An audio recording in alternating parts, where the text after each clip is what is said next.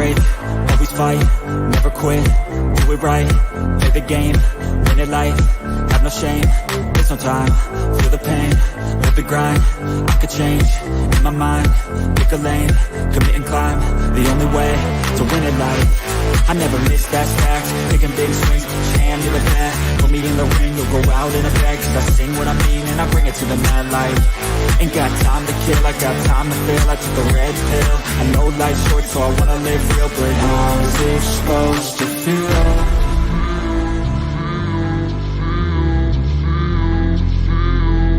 How's it supposed to feel?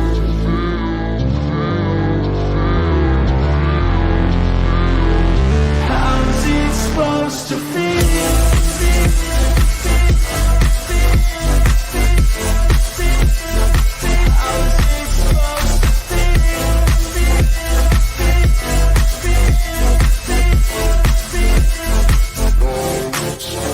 They wanna say my name, but they holding back. They wanna say they hate, but they know it's cap. I ain't play no games, I just do that's fact. And I don't feel no shame, it's a mood you lack. I go crazy, nah, but I ain't lazy. Track after track, I work on this shit daily. Pass me the jack, right as fuel, got me hazy. About to unpack all these things I've been chasing.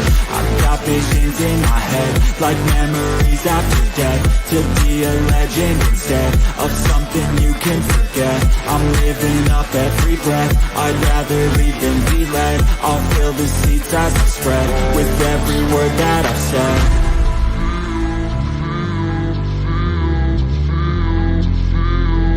How's it supposed to feel?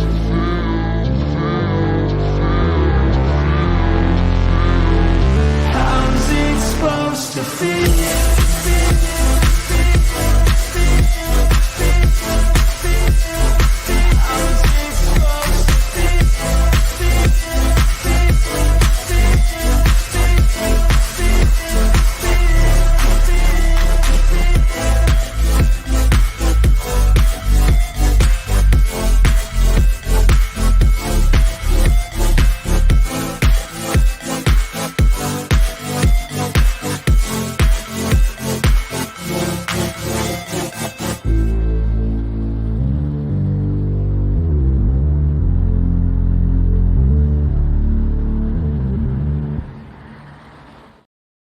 Greetings and welcome, ladies and gentlemen, to the Late Night Culture Show. We have got some fun stuff to talk about in an abbreviated show. I started a little late, but I did it on purpose because I wanted to give room for those of you that watched the Oscars with Chris Gore, perhaps checked out another show or two, but we will return to our regular time next week, and we have a very special guest joining us this evening, this lovely lady right here who is muted at the moment. This is Miriam Noah. She is a wonderful comic book creator. She's on her second big book, and we want to promote that this evening. Miriam, how are things going? Thank you for joining us. Everything is amazing. Oh my god, I was like a little bit sleepy when I came over here, but that song you put in the intro, it was like, yeah. I was just dancing in the background. I actually know the theater. No, it was wonderful. I'm glad you're here. And where you are, you're up very early in the morning. And of course, I appreciate you being here, and we'll get to promoting your comic in just a few minutes. But I want to bring on the beep you heard in the background, our good friend, the entertainer himself, the many voices man. It's Tom Connors from Midnight's Edge After Dark, Midnight's Edge Archives, Mead Radio 1, Mead Radio 2, Midnight Snacks, and I don't know, some kind of eat my shorts, something else. Anyway, hey Tom, what's going on, bud? As I predicted, everything, everywhere, everything, everywhere. Yeah, well, we'll get to that, I promise. And look, I know that you're pretty good at predicting the awards, but I'm good at telling you that things are going sideways. So that's my job. But your job is to tell people what's probably going to happen. My job is to tell people what's could happen. And Toxic's job is to entertain everybody, ladies and gentlemen. Toxic Man Flu from, many parts all over, but mostly you'll find him on Comics Division on Mondays and Thursdays. How's it going, Tox? I'm doing great. I saw the Culture Signal going out. It's a big cutout of a air weave that shows up in the sky, kind of like Batman from there. And I'm like, hey, I'm going to go talk to Culture because I haven't seen you enough in the last 2 weeks. Oh no, I haven't gotten enough of you. We have not spent any time together, and None whatsoever. What he's referring to, of course, is the incredible award show that this man spearheaded. This man performed his ass off on, and of Tom course, did a great job. I showed up and stitched things together. I'm talking about the amazing award show. I did a thing too. That's right, you did too. Thank you, Bat Tom. We did an amazing show over on Comics Division's channel on Thursday called the J-Laws. That's right, the best award show of the entire year. It was amazing. Bat Tom did a great number. Tom did 2 great numbers. Tox did a number on, well, all of us. And we were very happy that everybody was there. But with that in mind... Woo! Yeah, we had the Oscars tonight. But before we jump into that, I want to give our good friend here, Miriam, an opportunity to promote this amazing book. Now, this is the second campaign that you've put up on Indiegogo. And do you want to give a little background on this before we show the audience what you've been doing and what this project is all about? Let's see what you want to say there. Yeah, I actually do, because we decided to implement the... No, don't do that. Thank you. Okay, I will. Okay. Yeah, I can. I still can. Okay. No, we actually decided to implement the first book on the second campaign as well. So people who haven't read it still have a chance. I'm just gonna quickly show it how you can do it. Oh, that's beautiful. I have that box. It's incredible. The way you packaged it and everything, the way you guys put it together, gorgeous. Yes, that's the package.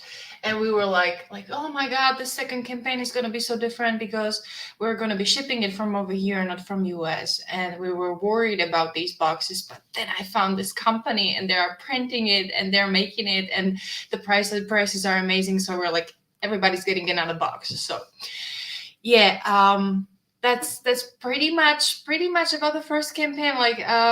I don't want to give out too much about the story. I'm just going to say it's about werewolves. All right. Yeah, it is. And if you had an opportunity to check out the first book, and I suggest that you do, I bought it twice over so I could have one to read and one to hang on to and keep safe.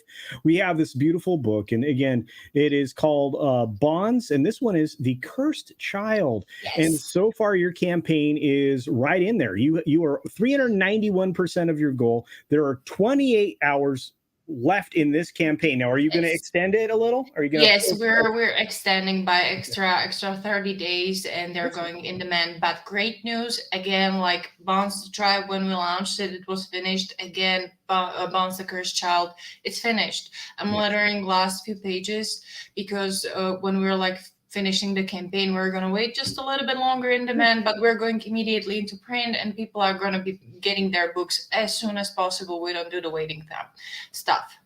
You bet. And so what I'm going to do here is, as the chat has requested, I'm posting the links. They're also in the description to the campaign on Indiegogo. The comic itself is, well, I mean, it's beautiful to see. You want me to run your promo real quick? Yeah, you can. Okay. It's done by Red Geese. Is the music safe, or am I going to get a claim? Yes, it should be safe because it's from YouTube. Oh, okay. Library. All right, very good. Here we go.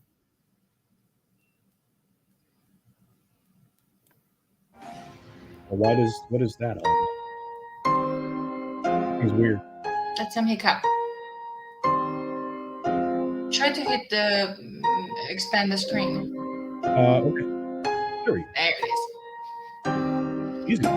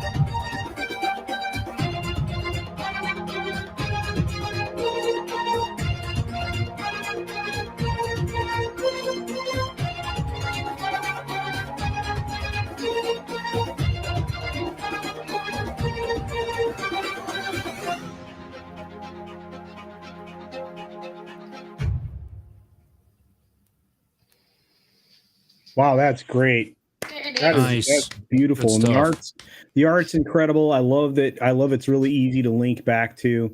I again am pretty stoked for you. I have the first book.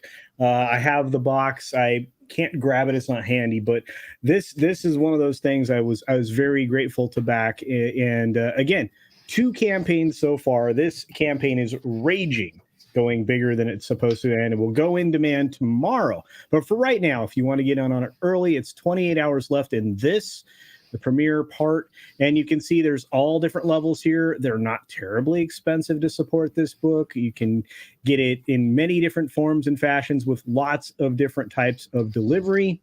I can't say enough positive about this, but again, that's probably because I've already purchased this. So, yeah, I like the story kind of is laid out here. You have all the different levels of support.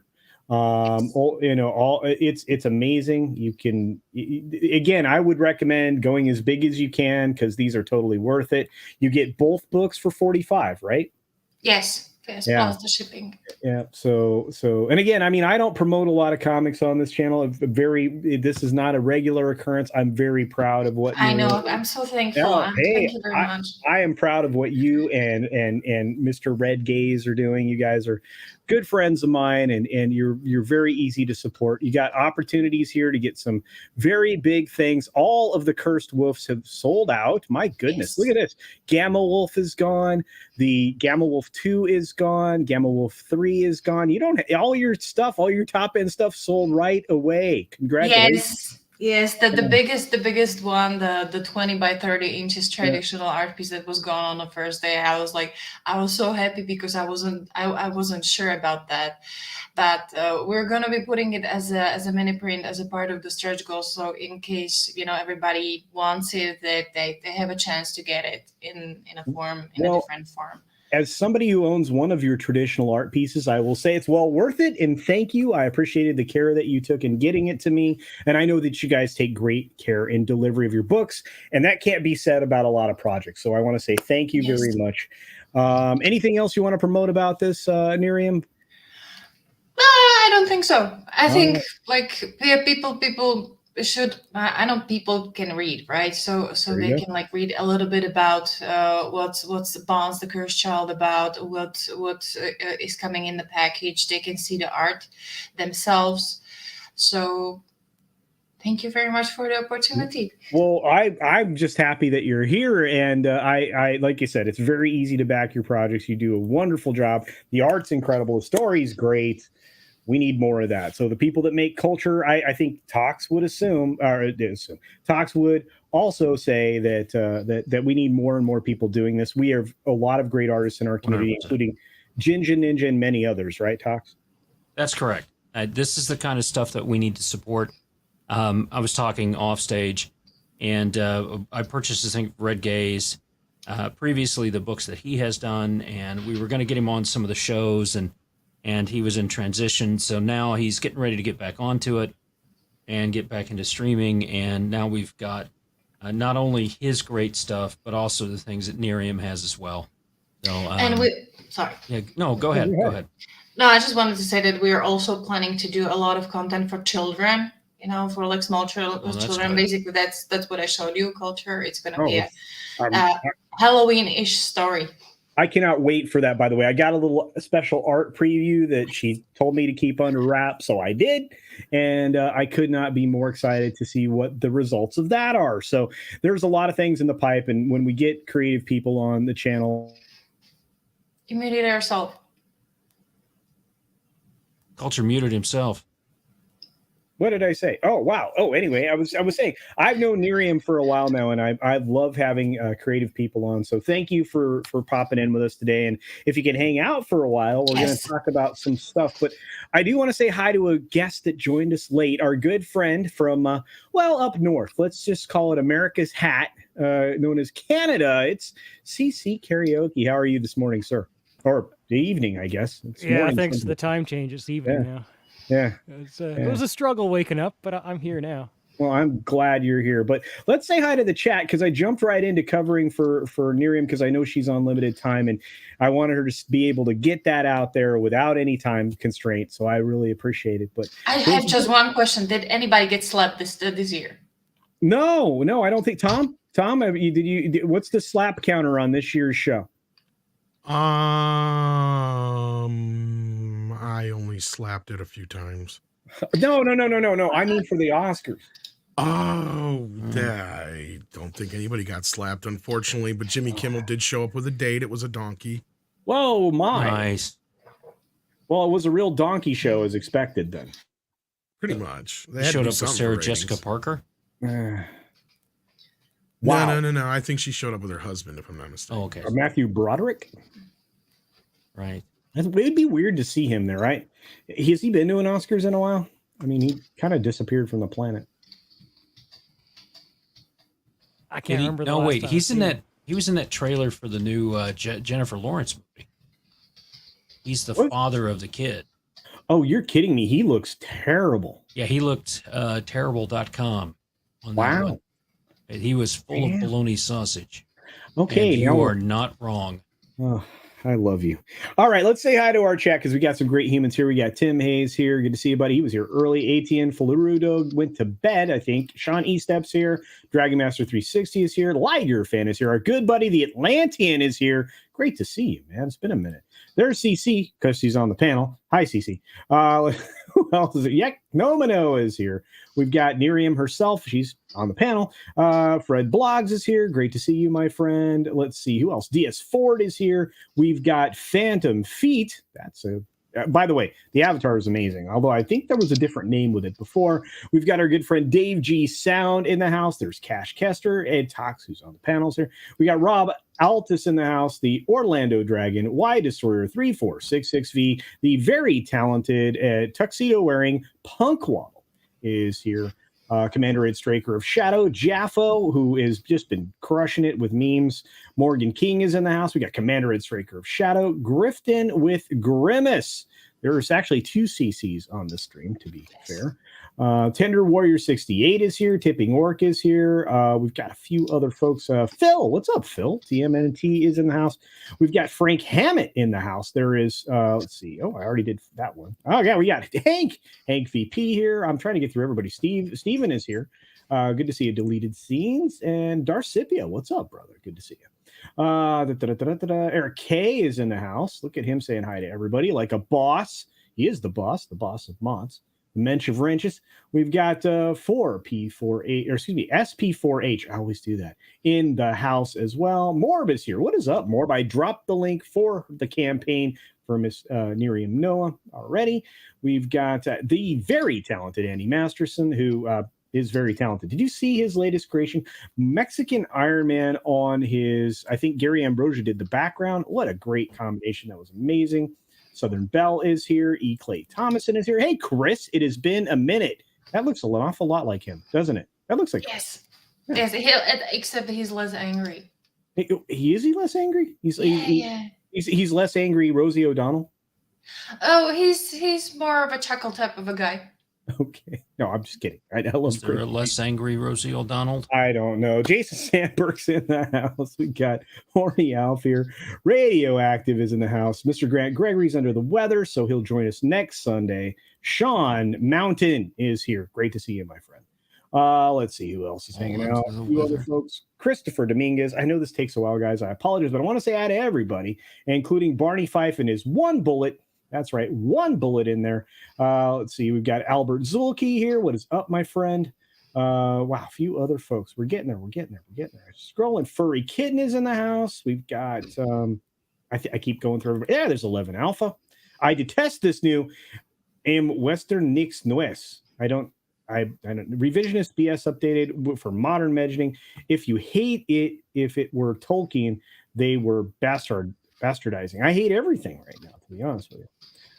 Jason Sandberg sends me a $2 super chat saying, thank you for mixing in comic books. I love comic books.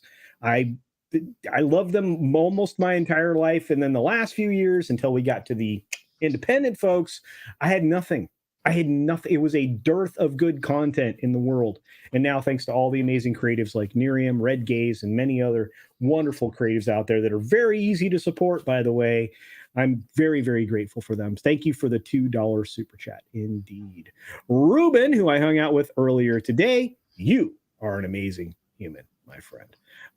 You can definitely reach out to Ruben anytime. He is available to chat, and he's a fun guy. Ladies, okay, we've got Action Com in the house. I think is Ginger Ninja here? Somebody yelled at Ginger Ninja. Darth Plato is here. All Quiet. I'm glad All Quiet received recognition. I'm interested in that subject matter. A lot of people are watching a lot of these Oscar movies, and some of them are disappointed with it. So I hope you can find joy wherever. Mrs. Flu is here. Greetings, ma'am. Good to see you. We've got Elizabeth Young. Greetings, dear. I heard it won a couple of awards. Oh, they're talking about All Quiet. We've got, hey, Dexter Morgan. Good to see you, my friend. One of my favorite serial killers of all time. Probably one of the best shows. There's the very lovely Sherry. No stabby Sherry tonight. If you stab anybody, aim towards the flu guy. All right. Sherry has a slamming clam. Oh, she does. She has a great restaurant. She does. Yeah, that was one of the best commercials out there. You did a wonderful job promoting her restaurant. Thank you for that. Is worth promotion. Rogue Thinker is here. Good to see you, my friend. Man, I'm about to go full Tourette on. Zevius, what is up, man? It is so good to see you. I miss you, dude. One of my other favorite Canadians. There's a bunch of you guys up there. You guys I love. Canadians. Hey. Lake Mead is a dry bed for the most part. There's not a lot in the water down there. I'm pretty bummed out. Let's see who else is in the house. Chris is here. What's up, Chris Mead? It's been a minute, brother. Miss you, dude. God, I haven't seen him in a while. That was Vegas, I think, right? Yeah. And well, there we got to everybody. So yay! All right, on to funner things. Well, or I don't know. You guys want to talk about the Oscars first? Not bury the lead? The Oscars were on? Well, there's a poll. There's a poll in the field I'm joking. right now. But that's leading the poll last time I checked. Right now, no is a commanding lead at 47%. Okay. The Oscars were on is 28%. I would say there were a lot of people that either didn't know they were on or no is the primary answer. There are a lot of people that did watch it through Chris Gore, which, look, I appreciate. He has a great show and a great panel when he does do that. Lots of rotating guests, and it's a good time. But like I said, I didn't dive into the fray tonight. I delayed substantially. We will be back to regular time next week, which is an hour earlier than tonight, which started 23 minutes ago. So without further ado, no more burying the lead. Deadline had a live Oscar blog like they pretty much do every year. It keeps track of what's happening, who's winning, et cetera, et cetera. And well, this is all that happened. And Tom, who won all the Oscars tonight, Tom? I don't know. Mostly Everything Everywhere All at Once. It won 7 of its, I think 11 nominations, which I predicted it would pretty much sweep. Yeah, it sweeped with Best Picture. Michelle Yeoh won. Short Round won. Yeah. Wow. I think it won for Best Original Screenplay and Editing, if I remember right. And I can't remember the other awards it won, but wow. Surprisingly, one of them wasn't special effects. Well, that's who won that? Well, go ahead. Who won special effects? It's a good question. Actually, if I actually had television, I'd been able to keep up with it, but I had to try and keep up with it as best I could online. So I'm gonna bring up a list here because I'm gonna have to cheat. Excellent. No, that's fine. Speaking of somebody who knows movies better than most, here's our good friend, Society Reviews. Did you watch this this trash fire? Oh, not only did we watch it, I just got off of a near 4-hour Oscar stream just a couple of minutes ago. I needed to take a break after watching this schlock for the entire night. I'm not surprised in any shape or form that Everything Everywhere All at Once pretty much swept the entire night for the most part. But yeah, I mean, I think we can all agree that it's hilarious to me that Jamie Lee Curtis actually won for Best Supporting Actress when she's barely in the film and won over her own actual supporting co-star. So that was funny to me. And then the fact that it won everything, it's like I wouldn't be anywhere near my top films of that year, but I guess it kills all of those calls of Oscar so white. Oh, absolutely, yeah. I thought it was overhyped as hell. But I'll tell you, as I predicted, Avatar won Best Special Effects. That's the one thing I did say. I remember that now, that would win that. But otherwise, it was mostly the 7 awards there. You had makeup, was The Whale. No surprise there. That's really what it was, is a lot of no surprises. Yeah. All Quiet on the Western and Front. The only one score. that Top Gun won was for sound, so that was hilarious. Yeah. Yeah, animated short film was the Boy, the Mole, the Fox, and the Horse. Achievement in sound was Top Gun Maverick, like you just said. Costume design was Wakanda Forever. Kind of no surprise there, but I thought maybe Babylon or Elvis might have had a chance, but All Quiet on the Western Front won Best Cinematography. Best Production Design was All Quiet on the Western Front again. Director went to Daniel Scheinert and Daniel Kwan for Everything Everywhere at Once, as we said. Actress in a leading role went to Michelle Yeoh, as we said. Actor in a leading role went to Brendan Fraser, no surprise there. Original screenplay went to Everything Everywhere. Adapted screenplay went to Women Talking, which is surprising as hell. That's the only thing that movie's going to have to bank on right there. Pinocchio won the Best Animated Feature Film, the Guillermo del Toro one, of course, not the Disney one. And that was not very much a surprise there either. I kind of figured that was going to win. Original Song. This one kind of surprised me. Natu won. I thought Hold My Hand would win. That was one that I did miss.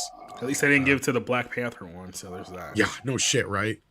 In that case, I'll take, Natu I didn't care for, but I was just kind of surprised they didn't give it to Lady Gaga because she's kind of a Oscar darling. Documentary feature was Navalny, however you say that. Documentary was Elephant Whispers.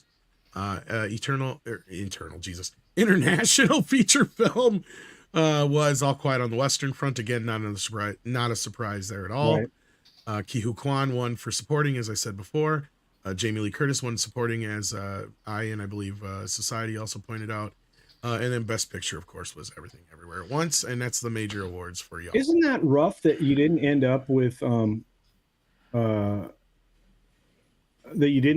Top Gun winning more than sound? But I mean, they were actively campaigning against it. I thought maybe it could possibly win the editing, but I was upset it wasn't up for cinematography in the first place. Like, if anything, it should have been up for cinematography, special effects, all of those around there. The way that they shot that film. I feel like sound and editing is that award that always goes to the movie that doesn't get the rest of them. It's the token award. Yeah. Well, I'm getting tired of those, but I'm not tired of my wonderful audience. And Death Angel's Shadow, I'm sorry I missed you, and I also believe I missed Apollomies. Hi, sweetheart. Good to see you. Please be safe, and thank you for doing all that you do. Tina Bojan even joined us later, so it's great to see her as well. We've got a great gift from our good friend Tender Warrior 68, giving us 5 Culture Casino memberships. Was there anything that really surprised you, Tom, or you, Jacob? Anything that really blew your shorts off that came out of nowhere? Just the Jamie Lee Curtis thing. We kind of laughed at it when it happened, and then everything else is pretty much the way that I expected it to go, given how the night went. So, like I said, this is the night of no real surprises outside of that one award. So, yeah. And maybe the fact that did anyone find that what was it, the little was that goat or like whatever the thing that the bit that Jimmy Kimmel did with the little jackass thing? He did. You guys know No, they literally brought like a donkey. Yeah, they literally brought like a donkey on stage and made like a whole like hour-long bit about that. So that's actually what Tom said, which blew my mind, that they had a literal donkey on the show. I said it a little differently before. We got Matt G in the house. We got Dragon Master 360 in the house. Thanks for joining us this evening, folks. I appreciate it. RRR not only looks amazing, it is amazing. And if Chris Gore were here, you'd be having to take a shot right now. So, Tox, is there any film you think that was snubbed in the Oscars? The good movies? No, I don't. The reason is there weren't any really good films that were released this year. If I'm looking at the films that were released last year in comparison to films that were released 20 years ago, the only one that would even be in the top 10 would be Top Gun Maverick because of the massive amount of real special effects that they had. The rest of the movies were just crap. The writing's been bad. Giving out a Best Writing Oscar to any movie from 2022 is a fallacy. It's just really bad. Avatar was bad. Great special effects, whatever. All right, so you've got some computer and AI art generating all that crap for you after 6 months of rendering. Big deal. You really need to look.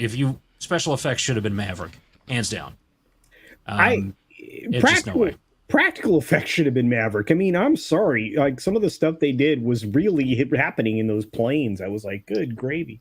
Right. Well, here's the thing. Cinematography as well. Yeah, cinematography. But I'm not surprised they snubbed Top Gun because, look, everyone knows at this point Top Gun made the entire industry look bad because it was like it got released Memorial Day, and then it just like stood in theaters for like 4 or 5 months after the fact. Like, that was the only movie all last year that captivated American audiences. Like, that was it. And none of these other movies, like they went through an entire blockbuster summer and nothing hit the way that Top Gun did, and they know it. So it's like we can't give them an award. It's almost like if you've seen the full movie Hot Fuzz with Simon Pegg, where the film where basically the police turn on him because he's making them all look bad. It's basically the same thing with Hollywood.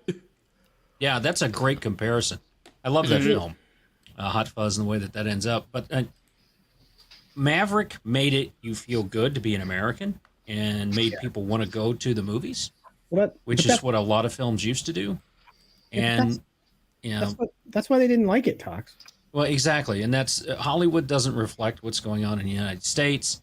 And whether you like it or not, the majority of the money that you're going to make in these films is really going to be made in the United States. And you can do some things in China and stuff like that, but you can do $1 billion in China and you're still only getting, minus your advertising fees and all that stuff, you're only getting 20% of the box.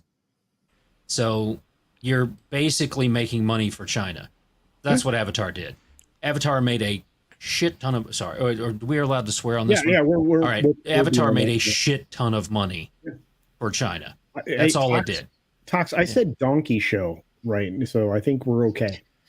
Donkey show? You said donkey show. I did say donkey show. I can't believe they let the donkey in. I know. Don't worry.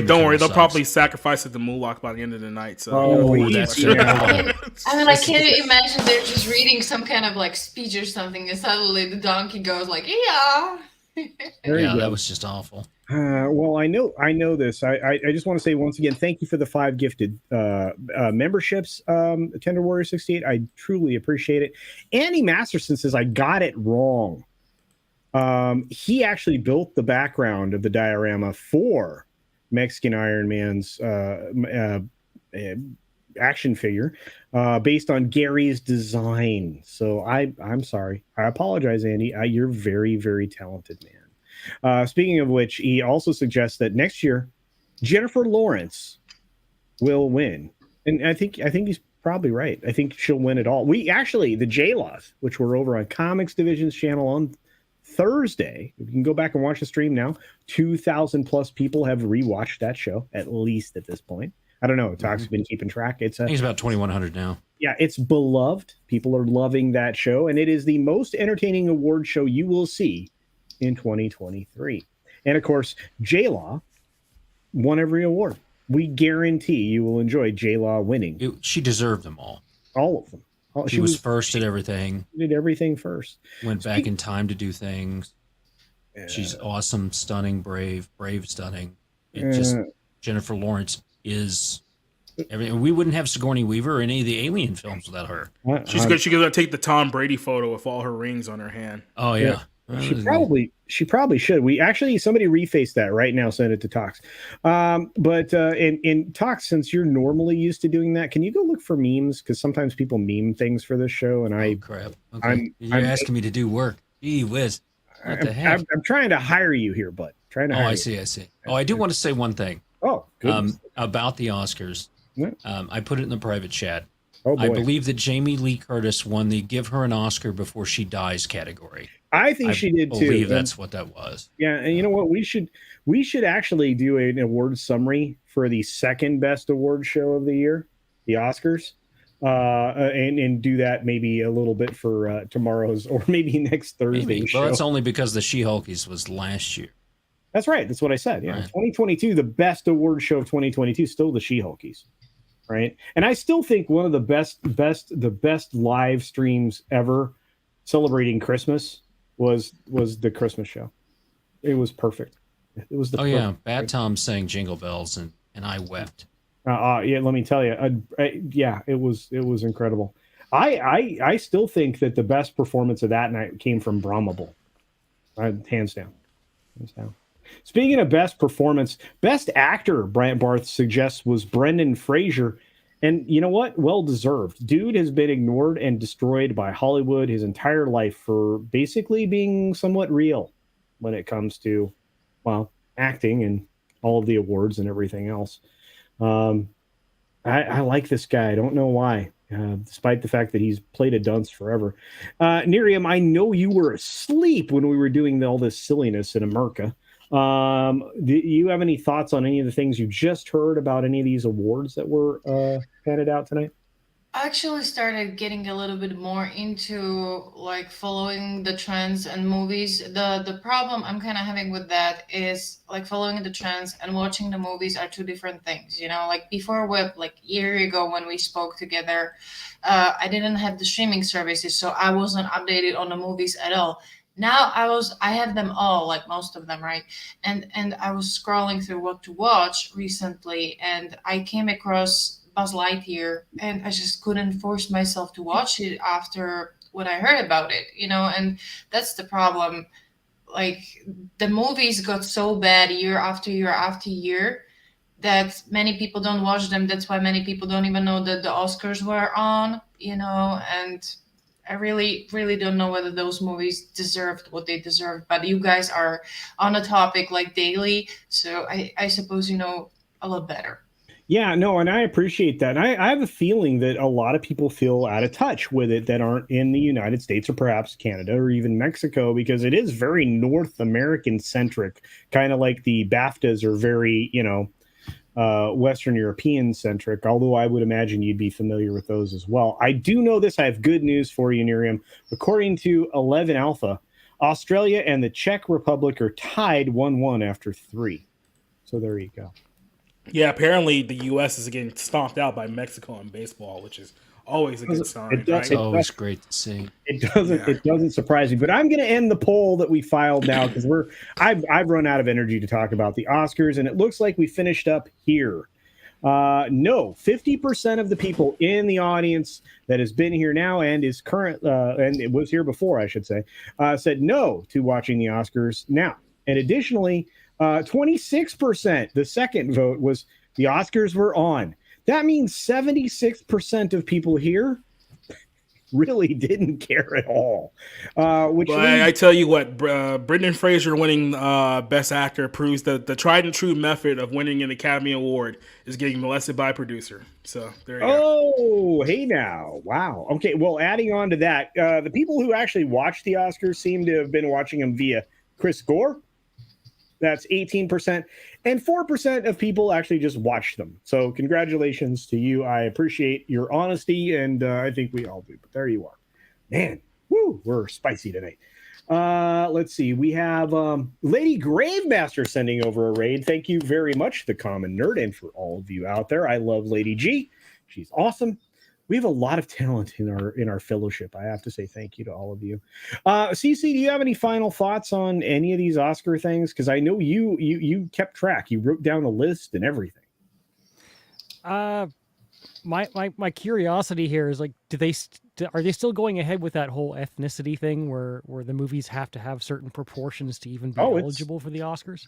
It has been out there. It has been out there. Yeah, so they haven't canceled that idea, right? If anything, they doubled down on it, especially with California. So yeah, and California is doing a massive push for it, and that's why more productions are moving out of California, which is an interesting thing. But yeah, between that and the fact they're voting for themselves, it's a little hard to take seriously anymore. Oh, you know what? That's probably the best way to say it. You know what? The Academy, and they're all ancient now, right? I mean, the fact that the joke Tox put in the private chat that he said out loud in front of everybody, the fact that Jamie Lee Curtis won her Oscar for not dying yet says a lot. It says a lot. But Deleted Scenes said a member chat and asked the question before we get off this subject. Did the donkey have a mask? Tom?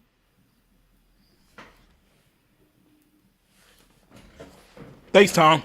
All right. Thanks for the episode. I don't know, really, to be honest. You didn't see the donkey? Well, I saw a picture of it, but I don't remember because I don't give that much of a shit. All right. I don't think it did. I think it had some kind of weird blanket on it, and that was about it. All right. Well, speaking of something quite interesting, Bryant Barth put out something I'm very interested in, actually. Coppola's Megalopolis has finished filming, so it's now got 20 months of post-production.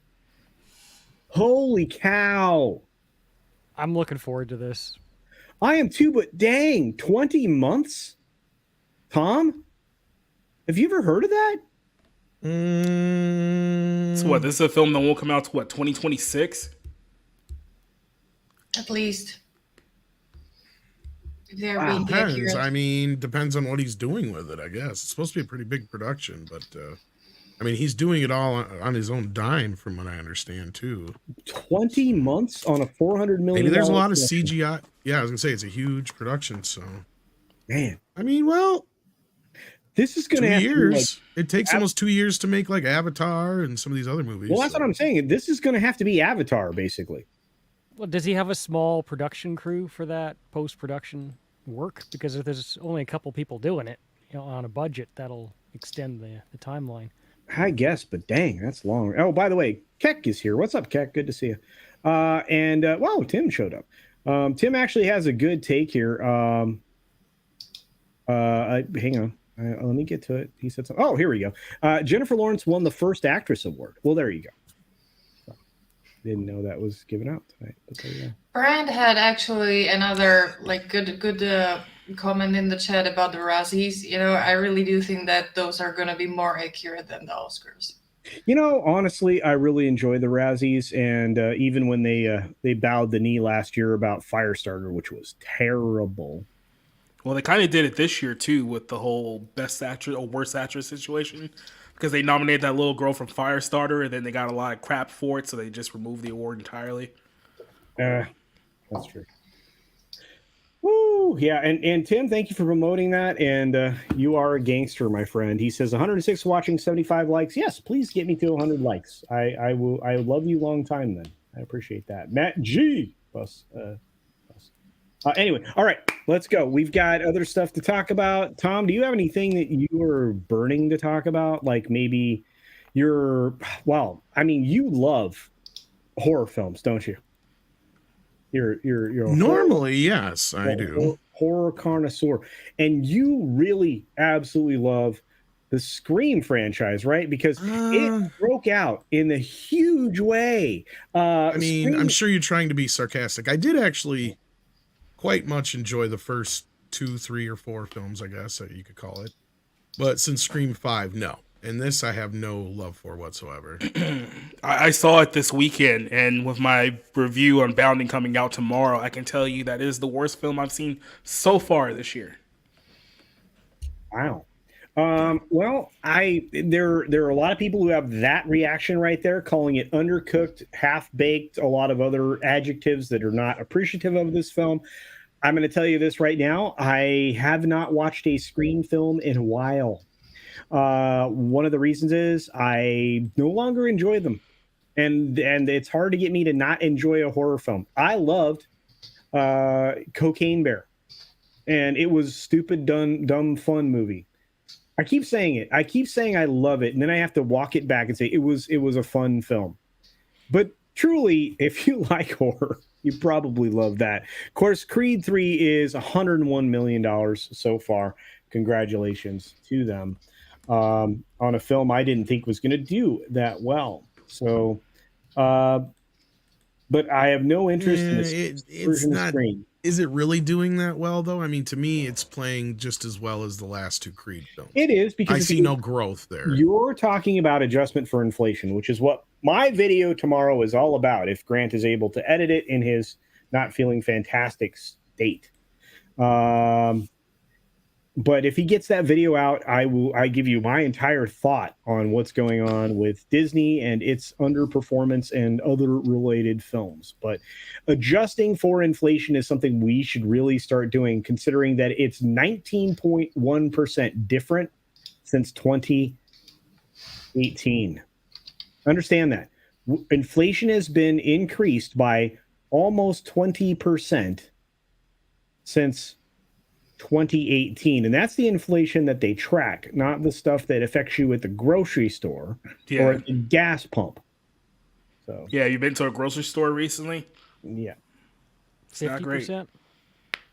It's ridiculous. So, and you know what? Tim's right. Sometimes you have to have a guilty pleasure. Guilty pleasures are okay. Tom has some. Tom, what's your guilty pleasure film? Thanks, Tom. CC, Right. I'm My sure guilty you have pleasure in what? No, in films. What's your guilty pleasure film? You have a guilty pleasure film?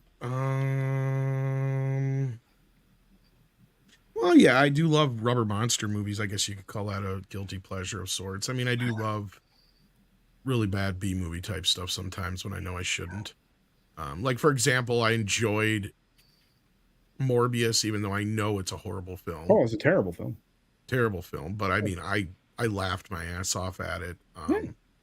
I mean, in a fun way. Like, I had fun with it. I'm gonna open up the floor, and then I'm gonna ask CC. This is gonna make everybody lose their mind. My guilty pleasure film is Showgirls. True story. Makes sense. I guess. Yeah. Oh, fine. CC, what's your guilty pleasure film? Well, Jingle All the it's Way. TV technically, Oh. but I watched the first 36 seasons of Survivor. What is So I'll call that a guilty pleasure. Tim, the budget's it's definitely over 100K. Yeah, 65. Woof. Yeah, check out my review on that.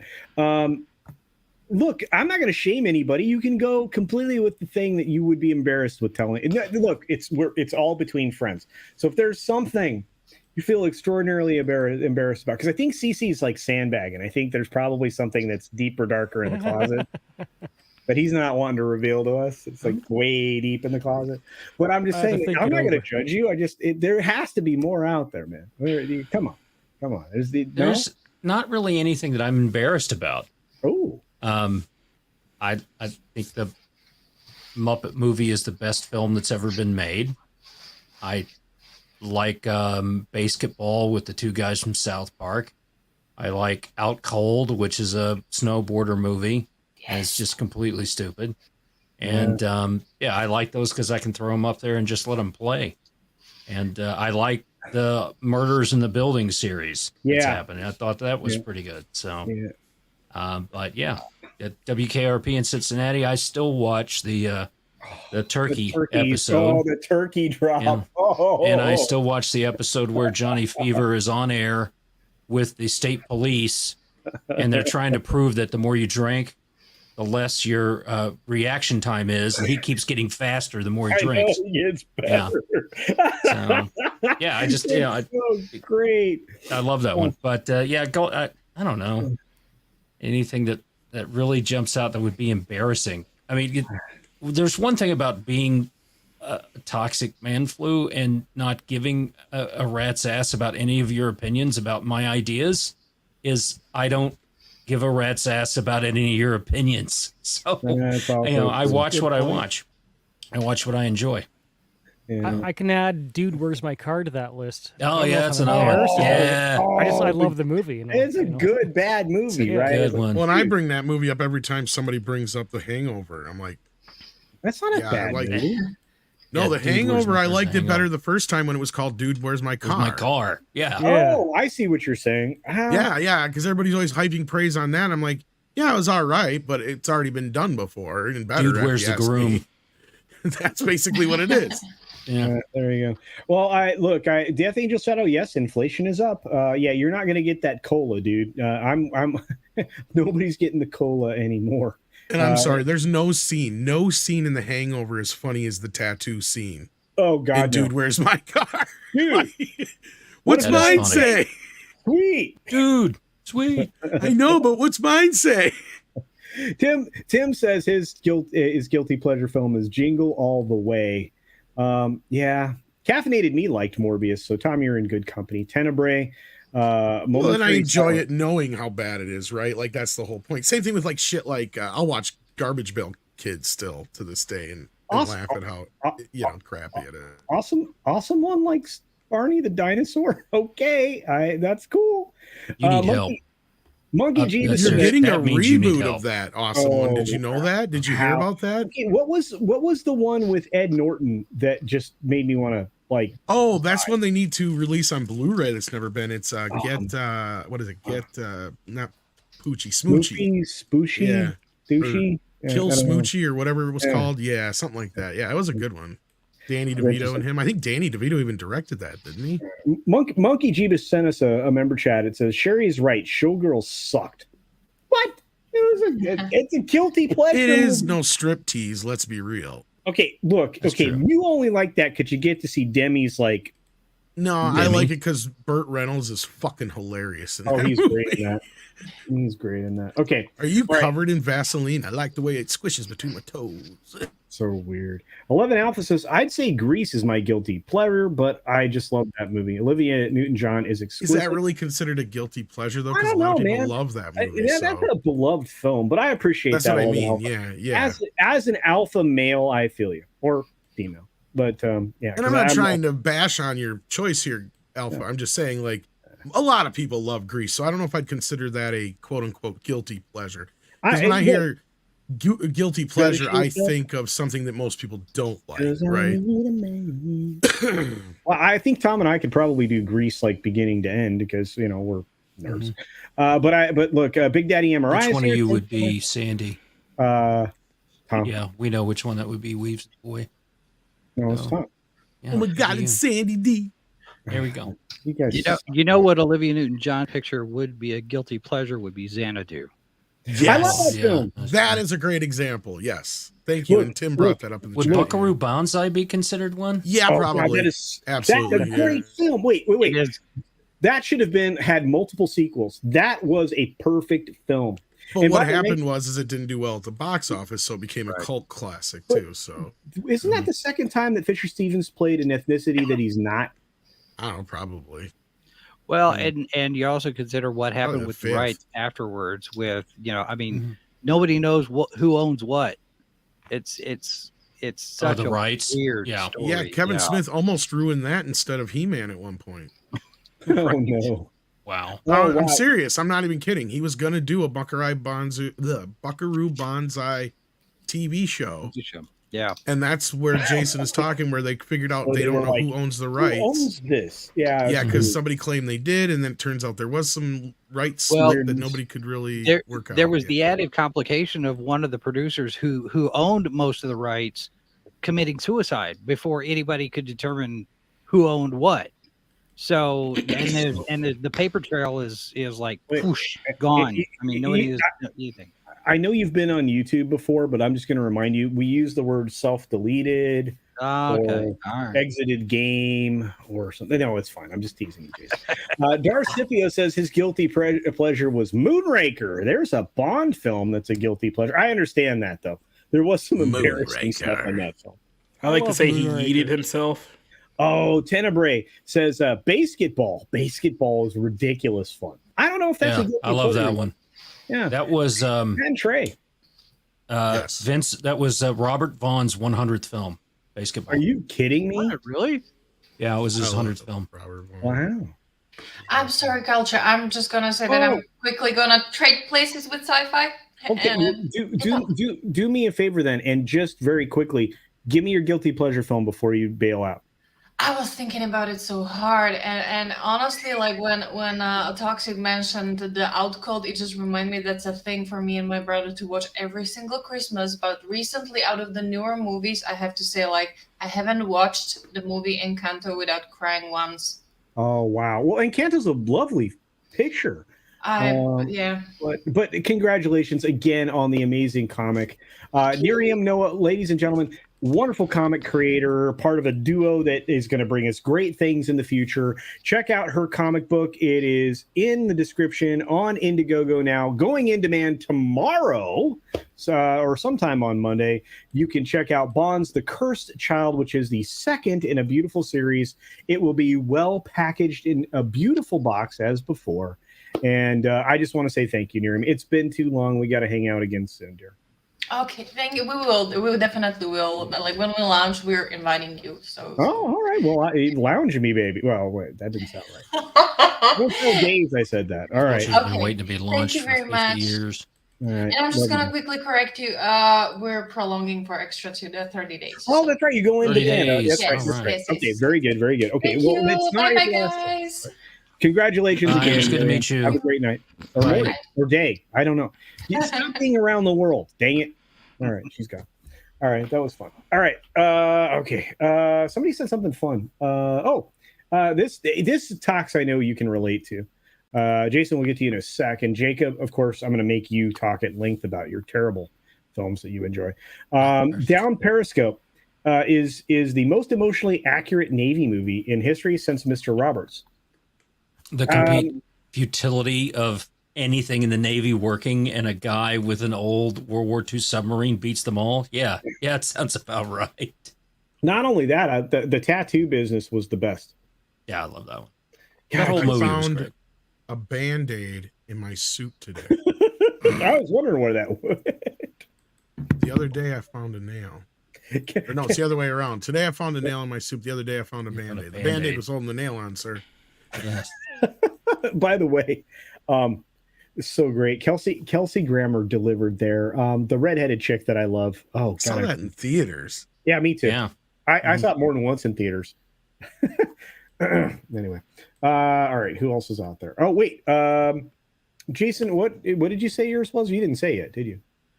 My guilty pleasure film. Yeah. Periscope. Wow, It's a I'd have to gay, think about that one. paint porn parody. I'm just kidding. Maybe it is.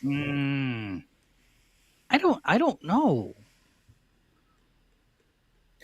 You love bad movies, dude. I've heard you. While you're thinking, there's some good ones in the chat. I see Mario Brothers 93, Last Dragon, Johnny Dangerously, Earth Girls Are Easy. Johnny Dangerously is a great film. And Tim brings up Matrix 3, so yeah, there's a lot out there. I guess An if you like 88 the Magnum. Matrix 3, that would have to be. Yeah. Shoot. Does Oscar count? Sylvester Shoots Stallone, through Oscar, schools. That was Judge not Dredd. No. I mean, those aren't. I don't know that. Oh. I don't know that there's. Oh, Yeah, I don't know that Oscar, there's I would consider a guilty pleasure because that movie Would you? got raked over the coals. And in fact, believe it or not, it wasn't even killing somebody that killed John Landis's career. It was Oscar. Yeah. You know what? That was the I'm first. not even saying was that to the be first funny. movie- That's the fucking truth. Yeah, that was the first movie where I saw Marissa Tomei, and I thought she's going places. Yeah, this is somebody to watch. Yeah, I saw her when she. There's one particular moment in that film where she kind of Betty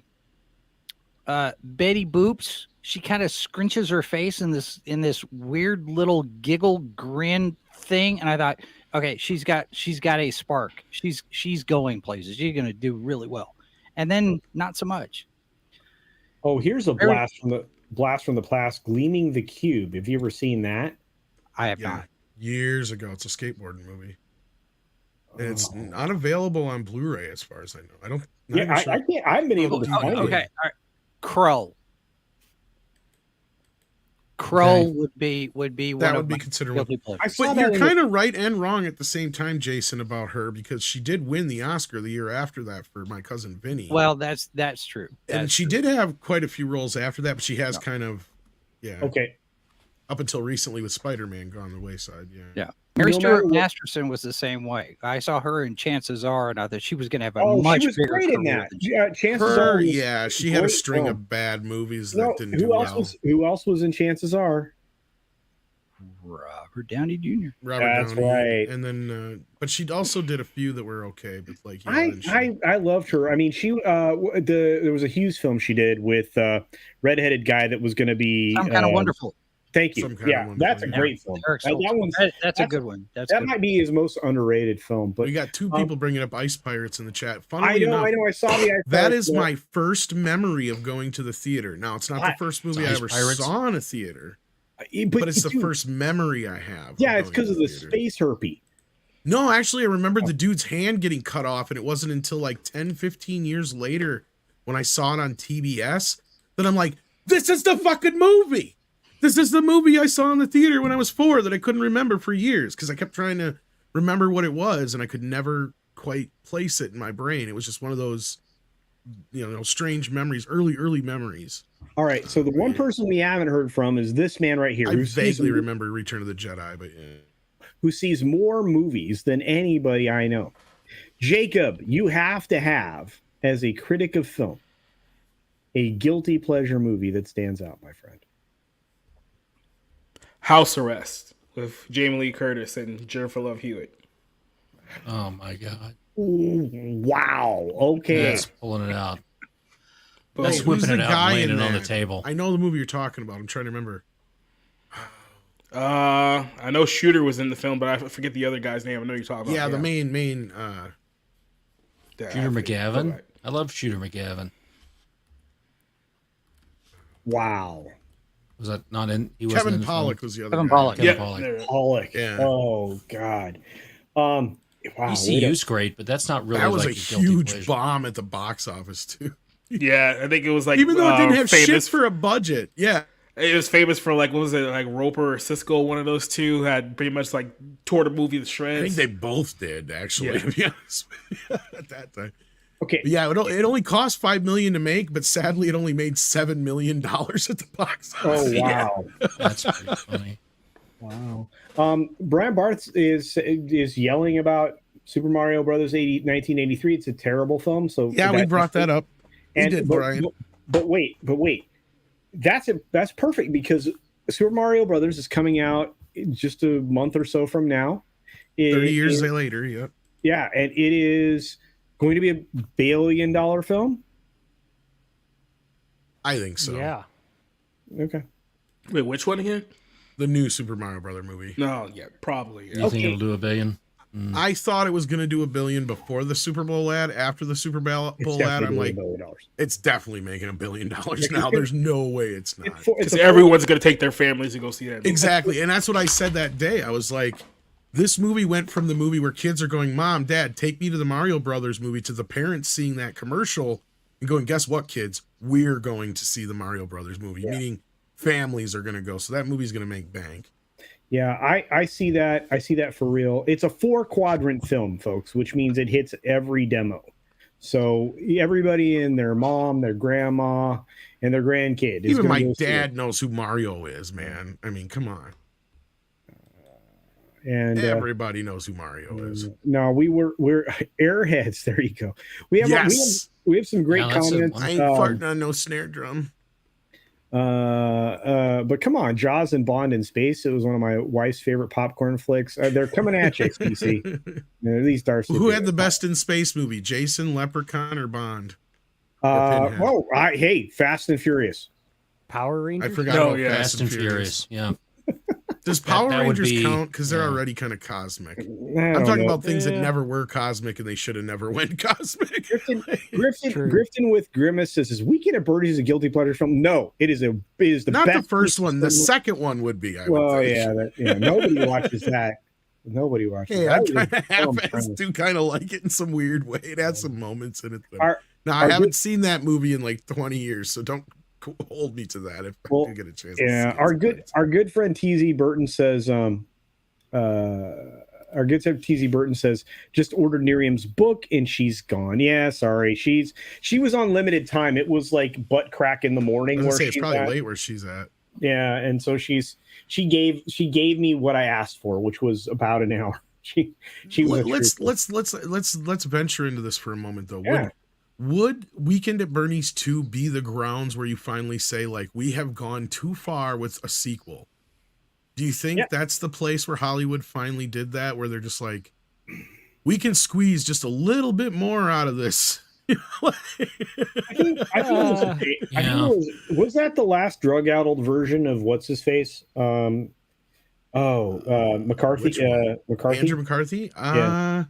The thing about that, I don't know. Was he on heavy on? Well, he did seem pretty coked up in that movie. You're right. Yeah. That's my question. Was that where was that the last film before he got clean? Because that makes sense. Like, I need money. Because Silverman needed the money, surely, but Silverman wrecked his career. Good Christ.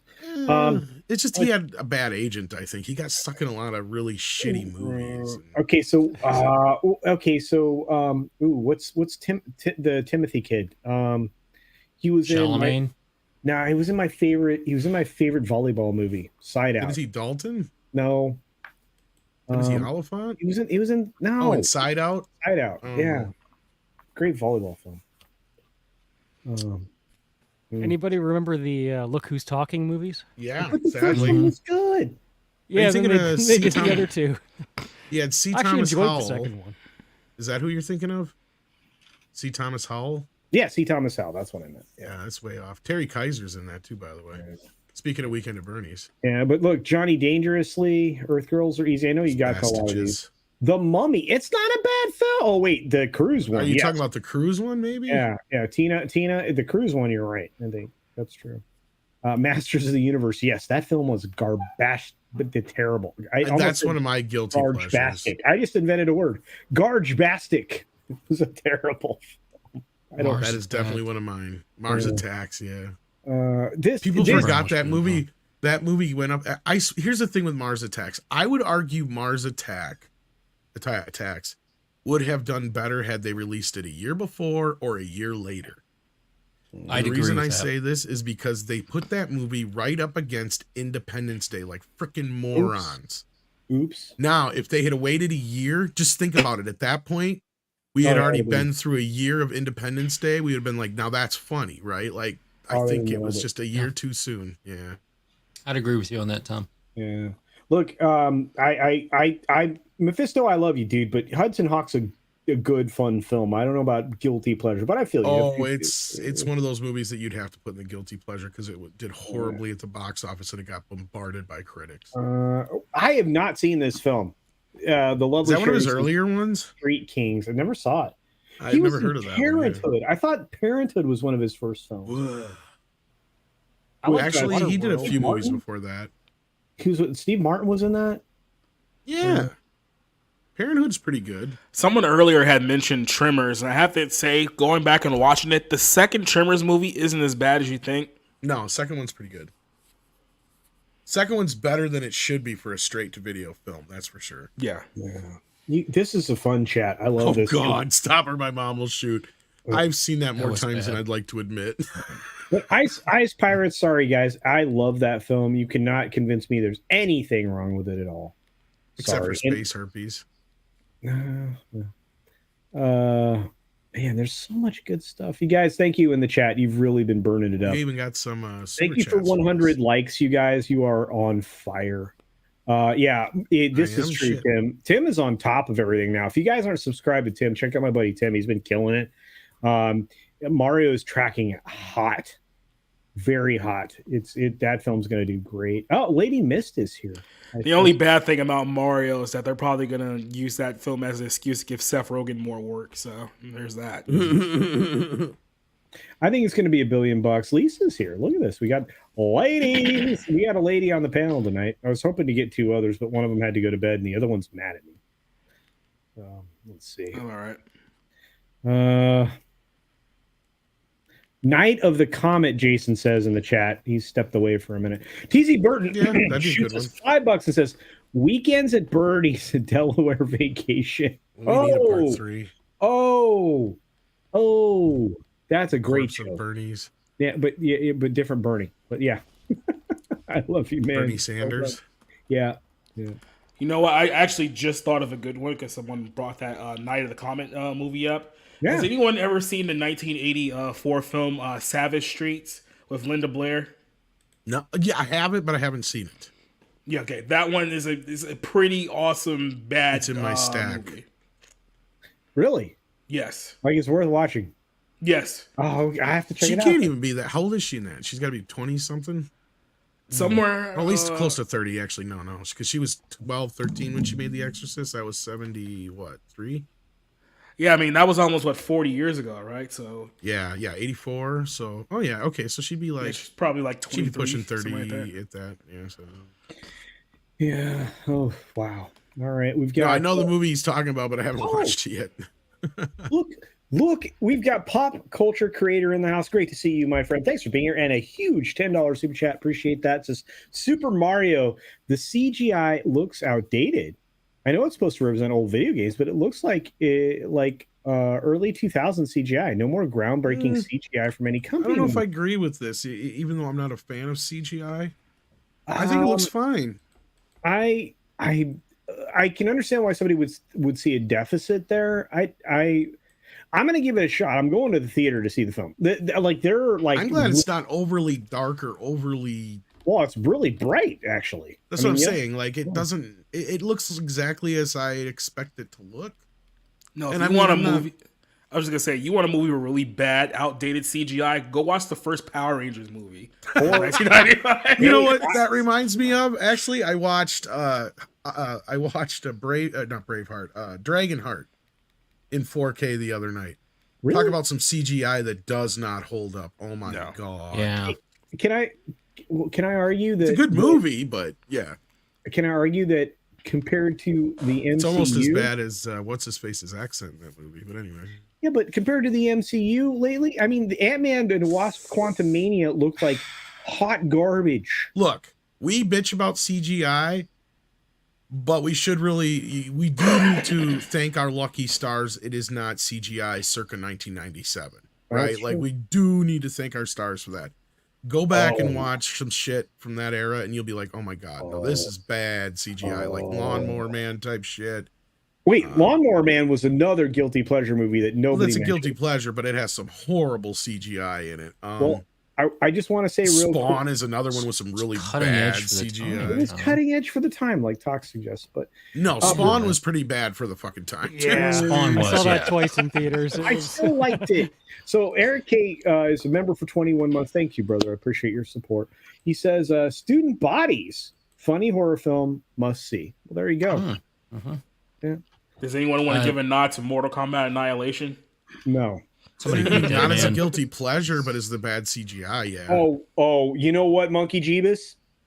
This is not a lie. Gotcha. I loved Gotcha.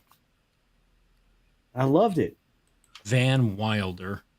That's great. Fun. That's one of the best films ever made under the national. The cannoli scene was that was like one of the only ones in that era of the quote unquote National Lampoon's movies. Because for those who don't know, I believe from basically Loaded Weapon on is not the original National Lampoon's people. Oh, somebody else bought the name and they just started slapping that name on movies.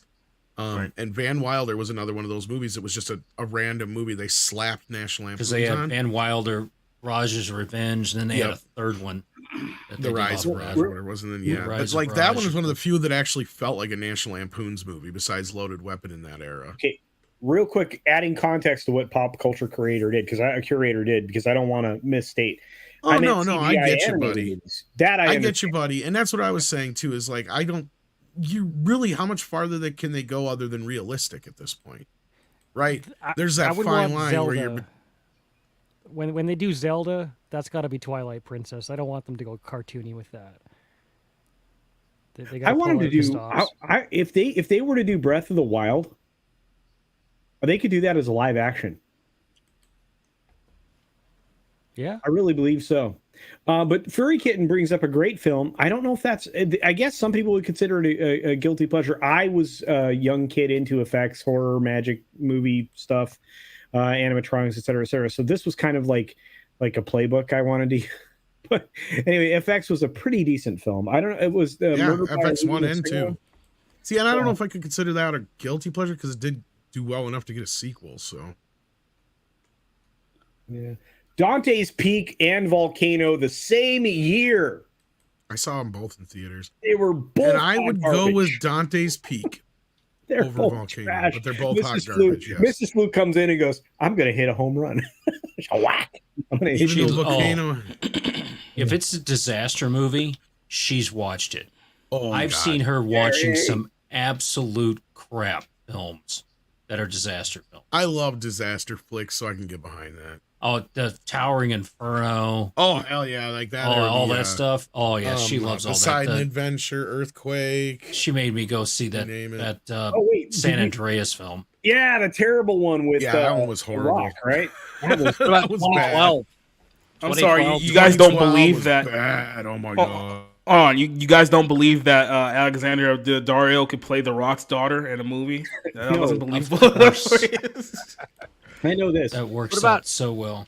What about Real Genius? I love that film. That's a Oh, great that's a film. classic. I That's a watch one all the classic. time. No. Like this is an embarrassing film that I watch. Showgirls is an embarrassing film. Now I have the not rated version, which is way better. Well, depending upon what you consider better for a guilty pleasure film. Does the boss know about this? Yeah. She. Oh boy, we watched some stuff. Anyway, Revenge of the Nerds was Culture Casino High School premiere. Anyway, all right. Dante's Peak was So good. culture is Elizabeth Berkley on your hall pass list then? No. I'm more age appropriate on my hall pass list than that. Yeah, I want everyone Is to she know like 50 now? I don't have a hall pass. yeah, I believe that I do not do that. I would never be okay. given one, Tox, so I hear you. Yeah, because what you're going to get is a nut removal. That's not going to be a hall pass. Yeah. I'm gonna say, honey, I think I'm going to over with. No, you're not. Dempsey brings up Joe versus the volcano. Yes, that's a guilty pleasure Oh, film. that's a horrible film. And I still love it. I still The Money Pit. The Money the Pit's a terrible Burbs, the film. Money Pit. Tom Hanks went on a fest of like 3 straight bad guilty pleasure movies in a row. After was that? Bachelor Party, it was like What was the one? It was the Diane from Cheers that troop that led the Girl Scout. Oh, True Beverly Hills. Troop Yeah. Beverly Hills. That's it. It made That's a good Wasn't one, there but a it sequel? did it. I think there was a straight to video sequel, but I'm trying to remember. Did it actually make any money? It did. You might be right. Let me look. I'm pretty sure I'm right. It only made $8 million. What's the budget? Man, I don't know. It had the chick from Cheers in it. You know, one movie that actually- No, that's a fucking bomb and a half, dude. That's what I was gonna say. I remember this cost Really? $18 million to make, Oh, I thought it made money. and it only. They advertised the And hell. believe out it of or not, this is one of the movies that ended Coca-Cola's reign over Oh, really? Sony. That's what made him sell Columbia? Yes. Oh my gosh! Wow. All right. I was gonna say, not that I recall. If I remember right, there is a history to that movie that it is not very well. There's actually a Simpsons joke, I think, around that movie, if I remember right.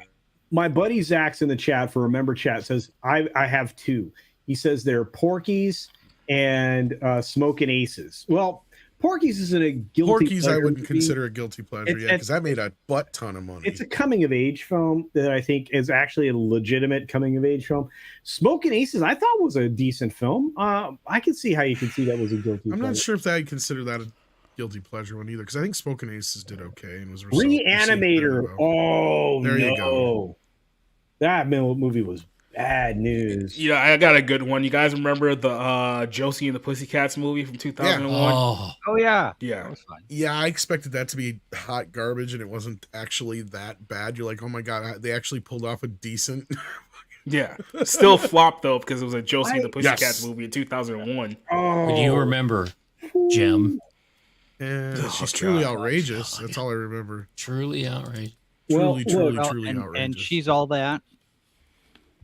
Exactly. Yeah, whatever That happened to made her? money, though. Terrible. What was the terrible Julie Brown film? She ended up on Psych for a while.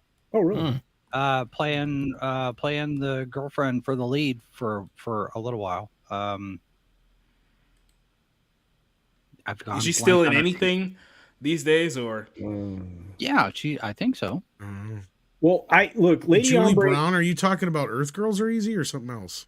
No, that was a great film, by the way. I say, yeah, she's making that into a Broadway play, I believe. Oh, was she really? No, she was in something else that was like featured. Which makes sense. Yeah, but no, Lady Ombre and many others have brought up Real Genius, but I don't know. I guess maybe I'm pretty sure that movie made money in the box office. And I love, again, that was one of the movies that launched Val Kilmer's career. Yeah, yeah, man, Val was great. Bryant keeps saying Armageddon. I'm not. I think it was terrible. Remo Williams, thank you, Piku. Very good. We just interviewed the son of the publisher, the current publisher of the Destroyer books that the Remo Williams movie is based on. Blast from the Bunker. We talked to. I'll have to check it out. Oh, cool. Julie Brown was in a lot more shit than I thought she was. I told you. Yeah. Well, she was in Shakes the Clown, but I don't know if that's the movie you're talking about. No, it wasn't really a movie. Like a television show. Pretty Little Liars. Rachel Lee Cook is in Spirit Halloween currently. I watched Pretty Little Liars with my youngest daughter. Wow. Everybody made fun of her in the house for watching that, and it was really upsetting her. So I being dad, I said, you know what? I'm going to watch this with you. I'm not going to say anything at all. I'm going to let you enjoy this. And I had to watch, I think it was all 7 seasons with her because I got hooked. She said, you only have to do the one show. And then I watched them all with her. So I guess that could be a guilty pleasure because there's a certain point you're like, oh, I'm being dad, being nice. I'm going to get heaven points. And then, oh my God, this show is so, what's Laura going to do next? How are they going to get this? They killed all these people.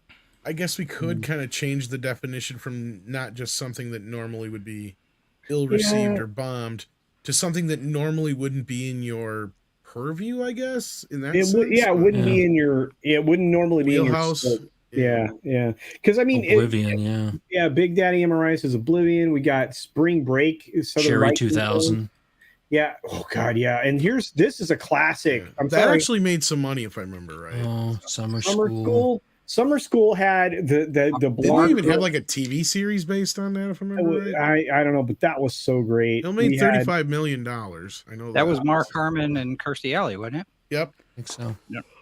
Back to School with Rodney Dangerfield. Howard the Duck. Howard the Duck would be the perfect definition of a guilty pleasure because it bombed like crazy. Everybody uses it as a butt of a joke. And yeah, that would be a movie I would definitely put in that guilty pleasure. These are maybe fun. Eddie and the Cruisers 2, I would put. Yeah, Eddie and Cruisers 1 not so much. One not so much. Yeah. Zapped. What about Grease 2? Yes, Grease 2 definitely would be a good definition of a guilty. If you like that shit. Yeah.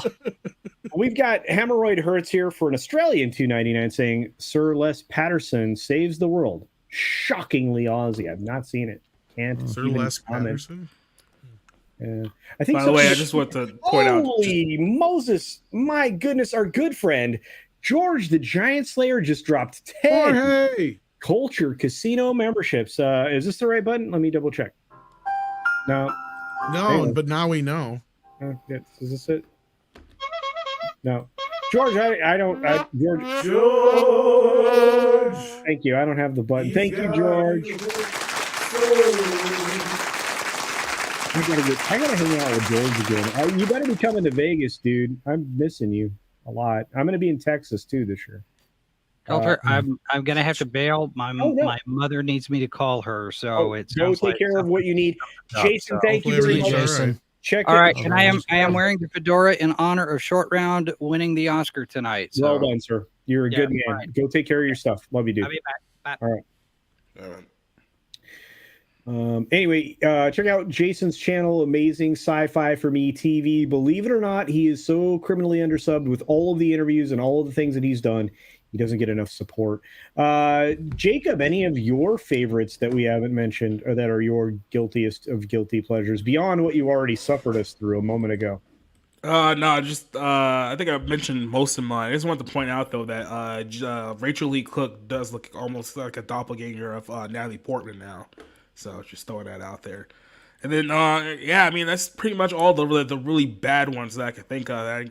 The way I look back on it is like a lot of those movies from like the 2000s, even like the 2010s, are not nearly as good as we thought that they were at the time. To put it that way, they didn't exactly age very well, but. I think we mentioned most of the big ones that I could think of. So, I mean, my personal ones, I didn't really. I mentioned just a lot of random ones. Like personally, though, like mine would be like Ghoulies, is one that I would consider probably. Yeah, I don't know if that's a guilty pleasure. Matt G. Is, well, it did make money. You're right. Yeah, Matt G. is here. Ghoulies he says, too, then. Yeah, exactly. Matt G says, how about the movies on MST3K? Oh gosh, yeah, all of those. Anything that's on there, pretty much, yeah. Gremlins 2 could considered one, considering it flopped at the box office. I adore that film. Mm-hmm. Yeah. Hey Jesse, shoot me a DM next Sunday. I want to get you on here, Bo. I appreciate you popping in for sure. I actually don't mind RoboCop 2. I think it's pretty good. I need a label maker. It's true. I do. RoboCop 3 even has its moments. Darius says, I liked Cutthroat Island. That would be a guilty pleasure. Yeah, I know a lot of women like that movie. Not Mono's Hands of Fate. Fate, one of the worst movies ever made, yeah. Oh. Plan 9 from Outer Space. Yeah. Joker Voice says, guilty pleasures, Master of the Universe, Flash Gordon, and Spice Girls. Flash Gordon is a cult film. I think Spice Girls made money, but I wouldn't expect somebody like Joker Voice to like it, so I guess I could see that. Yeah, I can see where you're coming from there. True. Let's see, one more. Somebody put something in here. And I gotta correct him. The actual movie title is Spice World. Oh, that's right. That's right. Mephisto's movie review says Point Break the original. How dare you? That is not a guilty pleasure. That was a huge film. How dare you? How dare you? The two hottest dudes at the time were in that film. I was gonna say it was probably like one of the biggest films of that year. And what year did that come out? 90 or 91? I can't remember. Was it 89? It was right in 89. There. It was somewhere between 89 and 92. I'm surprised you didn't know that. I see 91. 91. There we go. There's the Peter Venkman fan site. Good to see you, dear. Thanks for being here. Let's see. Oh, we have a super chat from my wonderful friend Bamagrad for $10. Says mine is the 1988 movie Without a Clue with Michael Caine as moronic actor portraying Sherlock Holmes, paid by the real detective Dr. Watson. I caught every joke and died laughing. Wow. I only saw that movie once, and I actually know it well. So, my goodness, Bamagrad. Point Break was the 26th biggest film of 1991 with $43 million at the box office. And just for comparison, like you had huge movies that year. You had Terminator 2 was the biggest film, of course. Robin Hood, Home Alone, Silence of the Lambs, City Slickers, Dances with Wolves, Sleeping with the Enemy, The Addams Family, Naked Gun, and Ninja Turtles making the top 10. Okay, can I ask a question? Do you guys remember going to the movie theaters every weekend at least twice to see? Damn, 1991 was the year of freaking. But you understand my point, Kevin Costner, I'd say actually, but yeah. Yeah, but you understand my point, right? Didn't you all? I would go see 2 movies a weekend. Well, it's more like which one are we going to wait for video? Like, because you had to make a choice, maybe. But I mean, I also was like in a situation where, as a kid, I didn't exactly have like easy to go see a movie. Like the one theater we had that was close by is what most people would consider a budget cinema nowadays, because they wouldn't get a movie until like 2-3 months after it came out usually. Oh yeah, the dollar films. Yeah. I mean, yeah, they were still a little bit more than that, but like, you know, like for instance, I remember seeing like. Ninja Turtles came out March 30th. It didn't hit our theater until June. So I got to see it in June. If it's a bigger movie than that, like Who Framed Roger Rabbit, for instance, I didn't get to see that until Christmas of that year. Holy Moses, really? Yeah, it would just go by however much they would charge, I suppose. And then if it would get down to a certain point, then the theater would get it. but like, yeah, like it took a while sometimes. And then we finally got a 6-screen theater, like a half hour away. That's when we finally seen a lot of movies opening weekend. But a lot of times that was what it was, is we go once a weekend. And if I wanted to see something different than my parents, I just had to hope that the time would match up with something else, or I was screwed and I'd have to go see whatever the hell they wanted to see. But yeah, It was the drive-in. You go to the drive-in. Drive-ins are so good. Yeah, and it was, popcorn and that kind of stuff, and we would make our own. And Dude, we it actually, my dad had a truck that didn't have a tailgate on it. Oh wow!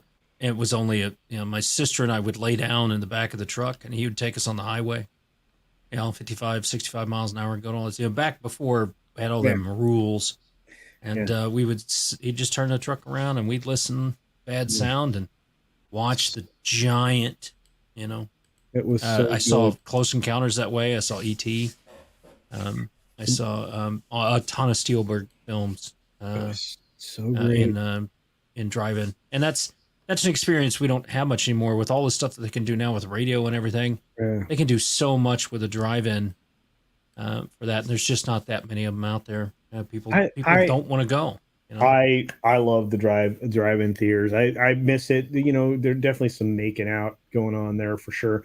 Your lovely bride, Mrs. Flu, says Jupiter Ascending. Jupiter Ascending. That is our film. That is a film that we love to watch. That is Pretty Boy Tatum and Channing Tatum Mila, and Mila Kunis. Yeah, which is, I guess, if we're gonna go that 1,000 Ways to Die in the West was a film I really enjoy. There's a lot of crude humor in that. It matches what I do. And then Fire Saga, which is a film that Will Ferrell did with Rachel McAdams about a Icelandic band getting into the Eurovision competition and singing. Really? Yeah, that was pretty funny. And sticking with the Will Smith, The Other Guys, with him and Mark Wahlberg. They play cops in that one. And there's just some scenes in that are just hilariously funny from there. So Will Ferrell has moments. He does, yeah. But he's always naked running in somewhere in his movies. And he always runs off something. It's a big turnoff. But The Room, for sure, I don't know if anybody would call that something they would seek out. Boiler Room would be a good example of a guilty pleasure. Ishtar, I don't know anybody. Maybe you, Larry. A name so nice. You say it twice, Larry. Last Jedi? That's the worst movie ever made. Wow, if we're going into worst movies, I can give you 1,000 of them. But yeah, let's see. Who else is in the house? What would be the worst movie of all time? Kingpin. Kingpin is I literally almost walked out of the theater. There is one scene near the beginning that I was like, I can't do this. Is that where they burn all the weaves? No, it was the landlord lady. Oh yeah, that one. It was not all right. Something to say about Mary. That's got some disturbing stuff in it. Hey, Joker Voice for $5 says, I know the movie is called Spice World. I saw it 4 times. Oh my God. Opening weekend. Hoping to knock Titanic out of the #1 spot. Love you, Pat. Keep talking hashtag. That's right. Check out Joker Voice's channel. He's great. Man, we have so many talented people in this. Not really. There's just Tom. All right. None of us have talent. Just Tom. Oh, you guys are great. Sorry, I'm trying to catch up. Shogun wasn't bad. Centennial was Don't listen to Southern. Whatever, Joker. You just don't want to take the L because you're a rogue. Well, Tripping Orc just gifted 5 Culture Casino memberships. If you are not a member now, you will be soon. We're going to go green in the chat. Not in the way that some people would like us to, but thank you, Tripping Orc, for gifting 5 Culture Casino memberships. I truly, truly appreciate it. Good night, Brian Barr. Thanks for being here and contributing to the chat, my friend. Nice try, Joker. Nice try. Lisa's laughing at you guys. E. Clay knows what I'm talking about. Love you, brother. What did E. Clay say? At 12:02. Yeah, well, it's my time. My channel is your guilty pleasure. Ya Ya Ding Dong. That's the song that they sing in Fire Saga. What? E. Clay Thompson at 12:02 a.m. my time, which is probably like 4 a.m. your time. I don't know. Hey, who you calling a tush? I'm gonna kick that joker's ass. Oh, here we go. Yeah, there it is. Ja, Yeah, ding, yeah, dong. ding dong. And, Yeah, yeah, ding dong, ding dong. It's one of the great songs. all right. Oh, wait, you know what? Kick-Ass is a good film. That's a great film. Yeah. Orc? First I one. even like the second one. Orc? What about the Warhammer film? Condor Man. Thank you, Caffeinated Me. You are speaking my language. No one's mentioned Congo. There's a reason. The other song is My Ding. Did I hear Congo? My ding-a-ling. Congo. Somebody mentioned Congo. I heard it. That's right. Great film. Everybody Greatest movie ever made. There you go. 5.6. From the producers of Jurassic Park, might I add. That's right, me. Okay. Piranha 38 Double D. I had nothing to do with that. All right. Okay, I was going to go into a Disney conversation, but I'm going to save it. Disney! I promise you, Tom and I'll talk about it on Tuesday. And maybe we'll get Frank to come and join us. Because I made a picture with Disney. I know, and you're going to be making some more of them here in the near future. But I think we're already 30 minutes past when I thought we were. I was the first AD on Roof Frame Roger Rabbit, you know. We know. You're very talented, man. You know what else I made? Nothing to do with movies. Arachnophobia. Oh, man. Romancing the Stone isn't a guilty pleasure. It's a good film. You guys are just naming good films now. I have no idea what this is, Darius. Do I want to know what Big Bad Mama is? Do you? That's the question. I know for a fact that 70s CultureCasino exploitation film, watches if I remember right. Soul Plane every week. There's Soul some Plane. there's some films. That out movie's there. hilarious. Oh, All right. I don't think it's a guilty pleasure, but I love Eddie Griffith's Undercover Brother. Oh, that's a I great think film. that's a great film. Yeah. I think that would lot be of considered funny a guilty pleasure because I don't think it did very well at the box Didn't office. do well at the Most box people office, don't- no. Most people don't know it even. Yeah. It's a really good film. I've suggested it to Nick Weiser to do it as a Toxic Tuesday film because there is a lot of male toxicity. It in might there. almost be too good for that. It's true. One It's of too my good for favorite. me. One of my Watch the favorite. film that's too good for Nick. One of my favorite films that nobody will agree with is Pootie Tang. No, I go 100%. That's all right. Pootie Tang is probably in my top 10. While we're on that note, then Ladies Man Ladies Man. with Tim Meadows. That's right. Is the most beautiful penis. You guys are incredible. But look, we absolutely have to We should round keep this up. talking so No. that culture can't leave. No, I do. I have a day tomorrow. Jacob's got to go. Yeah. My eyes are starting. Everybody's to gonna hurt. go. Yeah, we gotta let our movie critic, the man, the busy dude. You are so busy, and you're very talented. You have the voice of gold. It's our good friend. Why is this not working? I'm trying to make Jacob be bigger, and it won't do it. You're in beginning. You have to rub him. Rub Jacob. How do I solo layout? Rub his head. My He just mind's removes telling me no. Oh, good. That culture knocked himself out of the stream. But my body, There we my go. body is telling me yes. Are we allowed to sing that song anymore? I don't see nothing I wrong. don't know what just happened. Welcome back. There we go. Hey, there I am. It yoinked me. Well, yeah, you completely yeeted you off your own stream. So tomorrow night on my channel, Society Reviews, I'm going to be talking about 3 films in detail: 65, Scream 6, and Champions. We're going to be talking about those movies. My buddy Rick Aragon and Rob Motto. We did a full Oscar screen stream tonight, which is also on the site if you care to watch almost 4 hours of that. And then Tuesday, Barroom Podcast. I got a couple of movie reviews coming out on Bounding this week, so it's gonna be a pretty busy week for me. So just follow me on all those sites there. So All right. Well, thank you very much, Jacob. I know you're a very busy dude, but I appreciate you, and I love it when you show up. I got to get on your barroom thing sometime. I got to figure out how to be in 3 places at once. But yeah, it's hard to pick a streaming night when literally everybody else is streaming on the same night. So it's well, Tuesday's good for us for now. So yeah, but there's Jacob's link. It's in the chat. Thank you, Eric K. Please click on that. We've got our good friend, the guy that knows how to entertain himself and others. He makes music, he sings music, and he does other amazing things, and he does it all for you and the love of it all. It's our good friend CC Karaoke. It's true. I never make any money for anything. It's a labor of love. You can always catch me on Friday night karaoke if you want to listen to us sing. Probably see Tom there, among others. Maybe yourself, Culture. If I won't sing any R. Kelly, I promise. Yeah. Wait a minute. It hasn't happened yet. We banned it. We had a good crowd turning out a couple days ago. It's been nice. Nice to have a little bit of a I gathering, had an obligation. Otherwise I would have been there because I've want to know why enjoyed. Culture keeps saying that? You banned it. He's all upset because he likes to sing the Michael Jackson R. Kelly song. There you go. We can make an exception. Alone. I am here with you.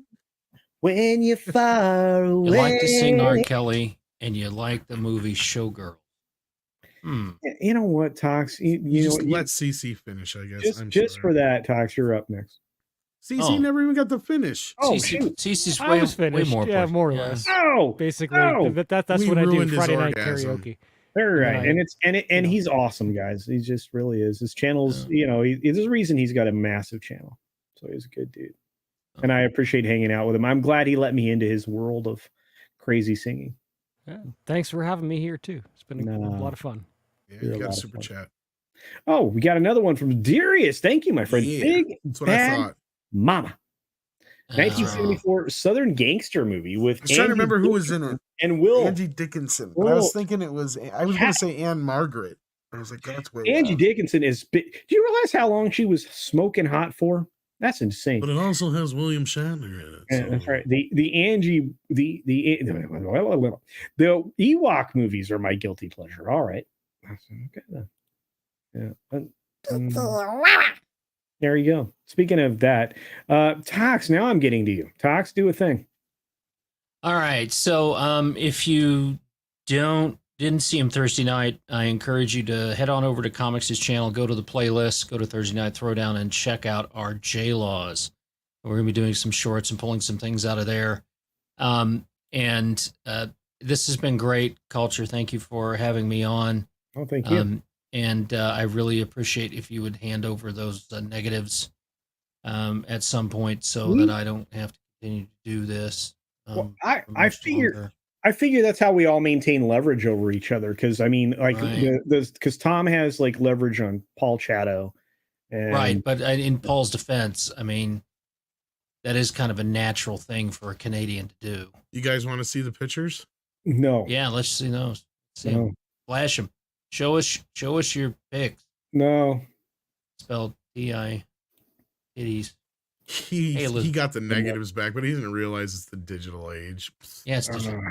He's a former network executive. Tom, promote something. Safe sex. Okay, sounds good. Make sure you are not the father. Hey, just in case you missed it and you didn't catch it as a trailer before the stream, here is a little taste of what we gave you on Thursday night. Huh. Looks like Brahma brought his bull suit and his liquor supply. Sweet. Why did he bring those tonight? And why would he leave them here? What's that? Yeah. He has his own special hankies? With his bull suit? That doesn't make sense. Ah, well, to each his own.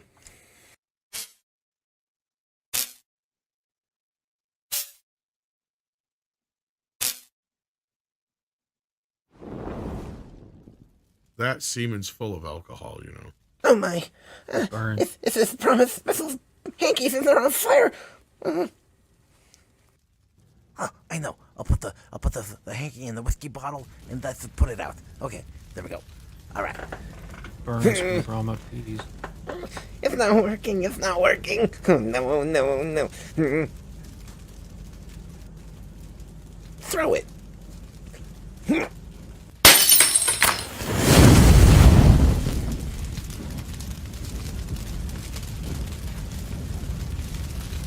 Oops. Let's go another one.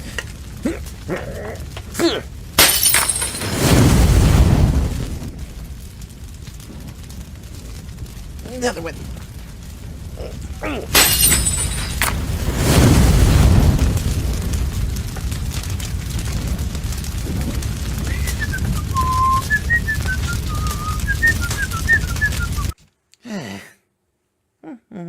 No. Brahma's bullsuit. He'd be so sad. And it's on fire, kind of. I mean, maybe it's not flammable. No. No. I know. I'll take it to Wang's, and I'll put it in the sink there, and then they'll get it put out. And then that way there's no problem. Perfect. That's what I'll do. All right. Gotta get this Wang's.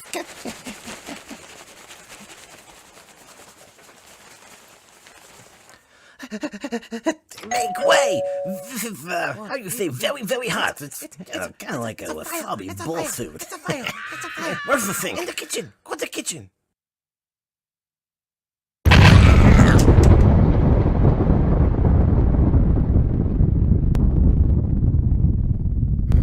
Can't believe. Well, that sucks. Yeah, I don't think he survived that. I don't know. I think everybody's. I think everybody's going to have to tune in to this special that ran on Thursday over on Comix Division's channel. Check it out. It was wonderful. And when are we putting up the director's cut of that? We do. We need it. Yeah, I've been working on some of that this weekend. Yeah. I forgot my one guilty pleasure film was a series, the Dean Martin series in the 60s, where he did Matt Helm. He did The Silencers, Murderers Row, The Ambushers, and The Wrecking Crew, all in like 3 years. They were horrible spy spoof films, but and just nothing but chicks in bikinis everywhere. So the way it should be for a guilty pleasure.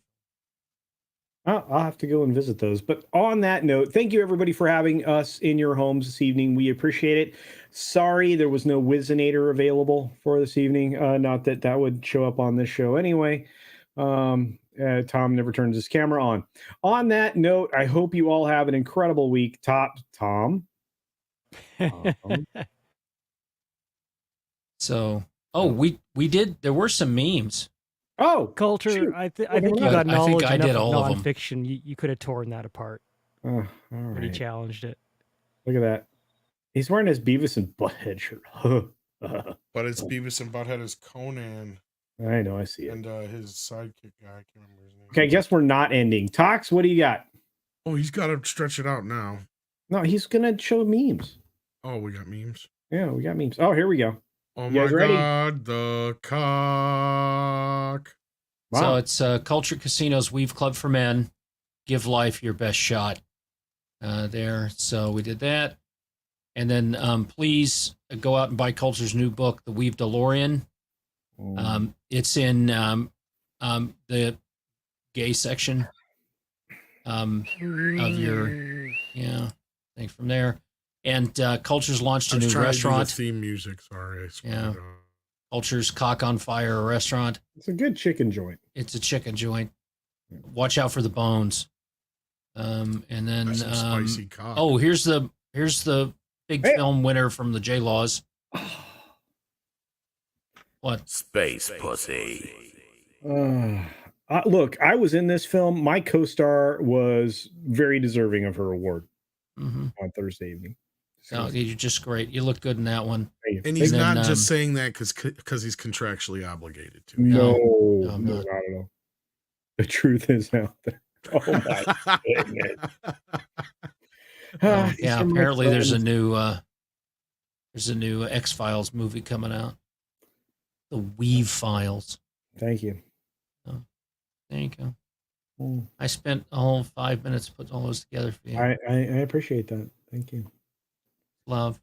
I do want to say with both Tom and Culture on this before we leave, thank you both very much for the efforts for the J-Laws. It was a lot of fun, and I had it's a blast, man. We just died laughing behind the scenes, putting all that together, and the chat really, the people enjoyed it and kept a lot of people with us. So all the hard work and all the names that Culture called me were worth it. So thank you. I don't think I They're called nothing you. compared to the names that I called him. No, but the names you called him were true. Gamer words. Even. Yeah, they were gamer words. I called him, all sorts of things that you'd never want to say on YouTube. All right. Goodbye, everybody. Have a great week. Have a good night. And and On Midnight's and I forgot about Midnight's Edge in the morning. Other things in the morning. We'll be there. Hopefully you will be too. And then there was that time I told him to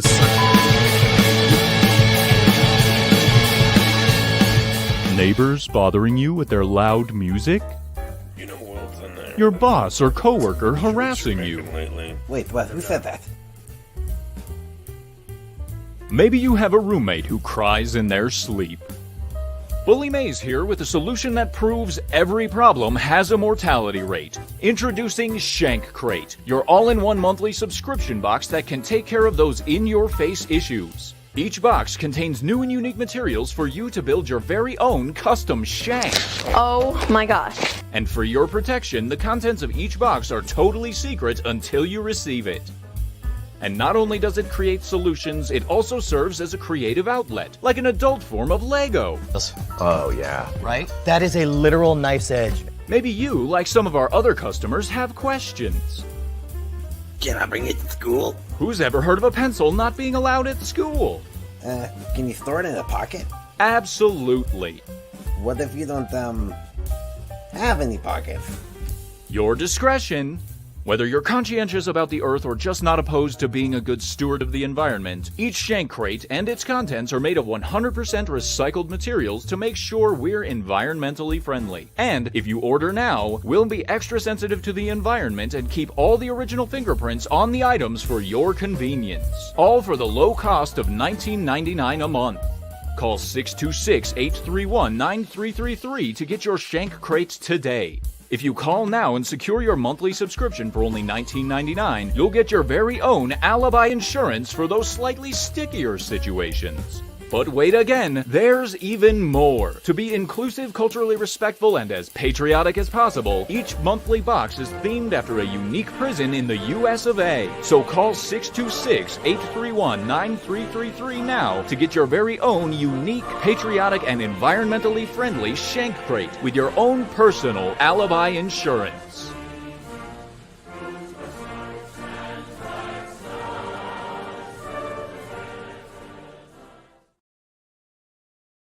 You know, CC, I feel like I've fallen into the trap of like having like a mid-credit scene and a post-credit scene and all of that. I feel like I'm maybe diving into that too much. Oh, I dig it. People seem to be sticking around. Yeah, I mean, I like the idea that the show doesn't end when it's supposed to end. I feel like there's something extra there at the end. It's like bonus. I like bonuses. I give people bonuses It's puppets. They're burning down the strip mall and selling us shanks. I mean, oftentimes, and this is a problem. The puppets try to kill me. Yeah, they're a little bit frightening, but well, I'll give you an example. Why, hello there, random citizen. Oh, hey there, little buddy. How's it going? Have you subscribed to CultureCasino yet? Well, no. Friggin' A. Oh! These guys, I tell ya. Oh! Dang it, I missed.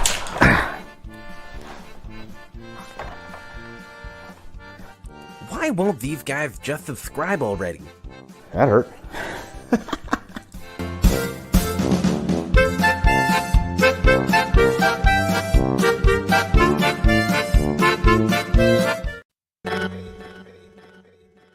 Want to believe, but I'm pretty sure it's a fucking weed. That's right, it's a weed, kids. No matter what he says, it's true. No matter what you do, it's a weed. I can do better. Is that what? All right, so I'm doing a new commercial for Simple Comics 4. And I think I'm going to call it the Drastic Dyslexia Delirium. But I need a name for you as your character in this film, because you were Morgan Freeman for the last one. I'm the voice of God. Oh, the Wrath of Khan. Yes. Just Khan. And then Culture's going to be Bingo Weaverly. So I like that. And then Weaverly? Bingo Is that Weaverly. your crickets or my crickets? Oh, well, let's see. That's your Oh, there's my crickets. I can stop those. What? That's all Tom and I do is just press buttons behind the scene. It was at this moment that he knew. He f***ed up.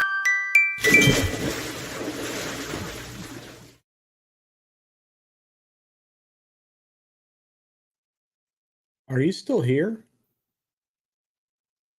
The show's over. It's over.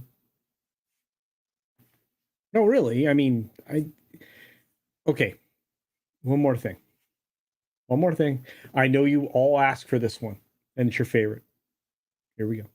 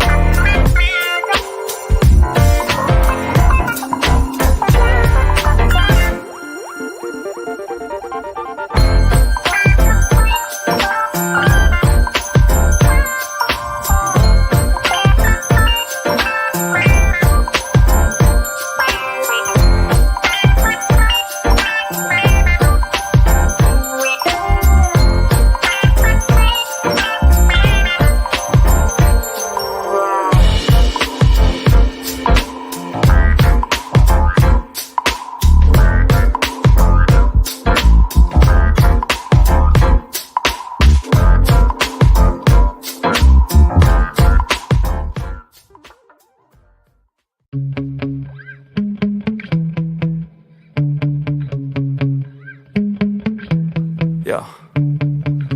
Sometimes I get so mad, there's no controlling me. My thoughts get so bad, I'm like, I might grab a bat, I don't know. My wrath, my blood boils over like, oh God, here goes. I lost all feeling from my head to my toes. You said some shit that I can't let go, so just stay tuned for the rest of the show. So have you ever felt betrayed? Switches how you see things, realize something needs change. Cause I know you got me fucked up, let me show you what's up. Cause enough is enough. I'll take a face full of pavement just to make a statement. I know there's no turning back. Oh God, adrenaline wasted, so mad I can taste it. I know there's no turning back. I'll do what it takes, I ain't making mistakes like that. I'll put it on your face just to make you go take it back. I'll lose my shit, I go crazy when I'm mad. And now you go wish you would shut the fuck up real bad.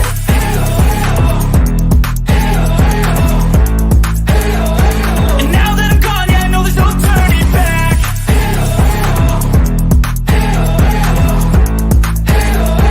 And now that I'm gone, yeah, I know there's no turning back. I don't fucking take smoke, I'ma poke a hole through you, choking's overdue. Come at me and you won't get any older, dude. Crack your holder too. Heating up inside of me, blood so violently. Thanks for trying me. Now it's finally time to see how this rivalry becomes a dynasty.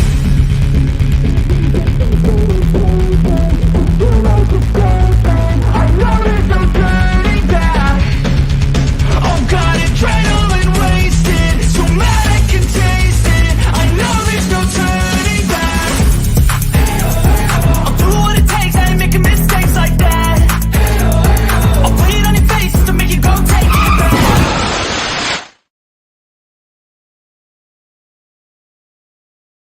Never gonna to give you up, never gonna let you down, never gonna run around. And first, you never gonna make you cry, never gonna say goodbye, never gonna tell a lie or tell you.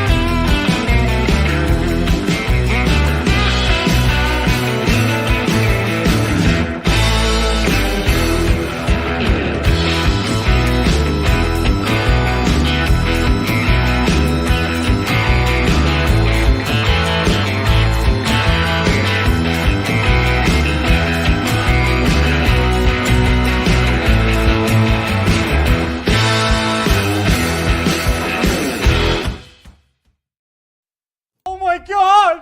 Oh my god!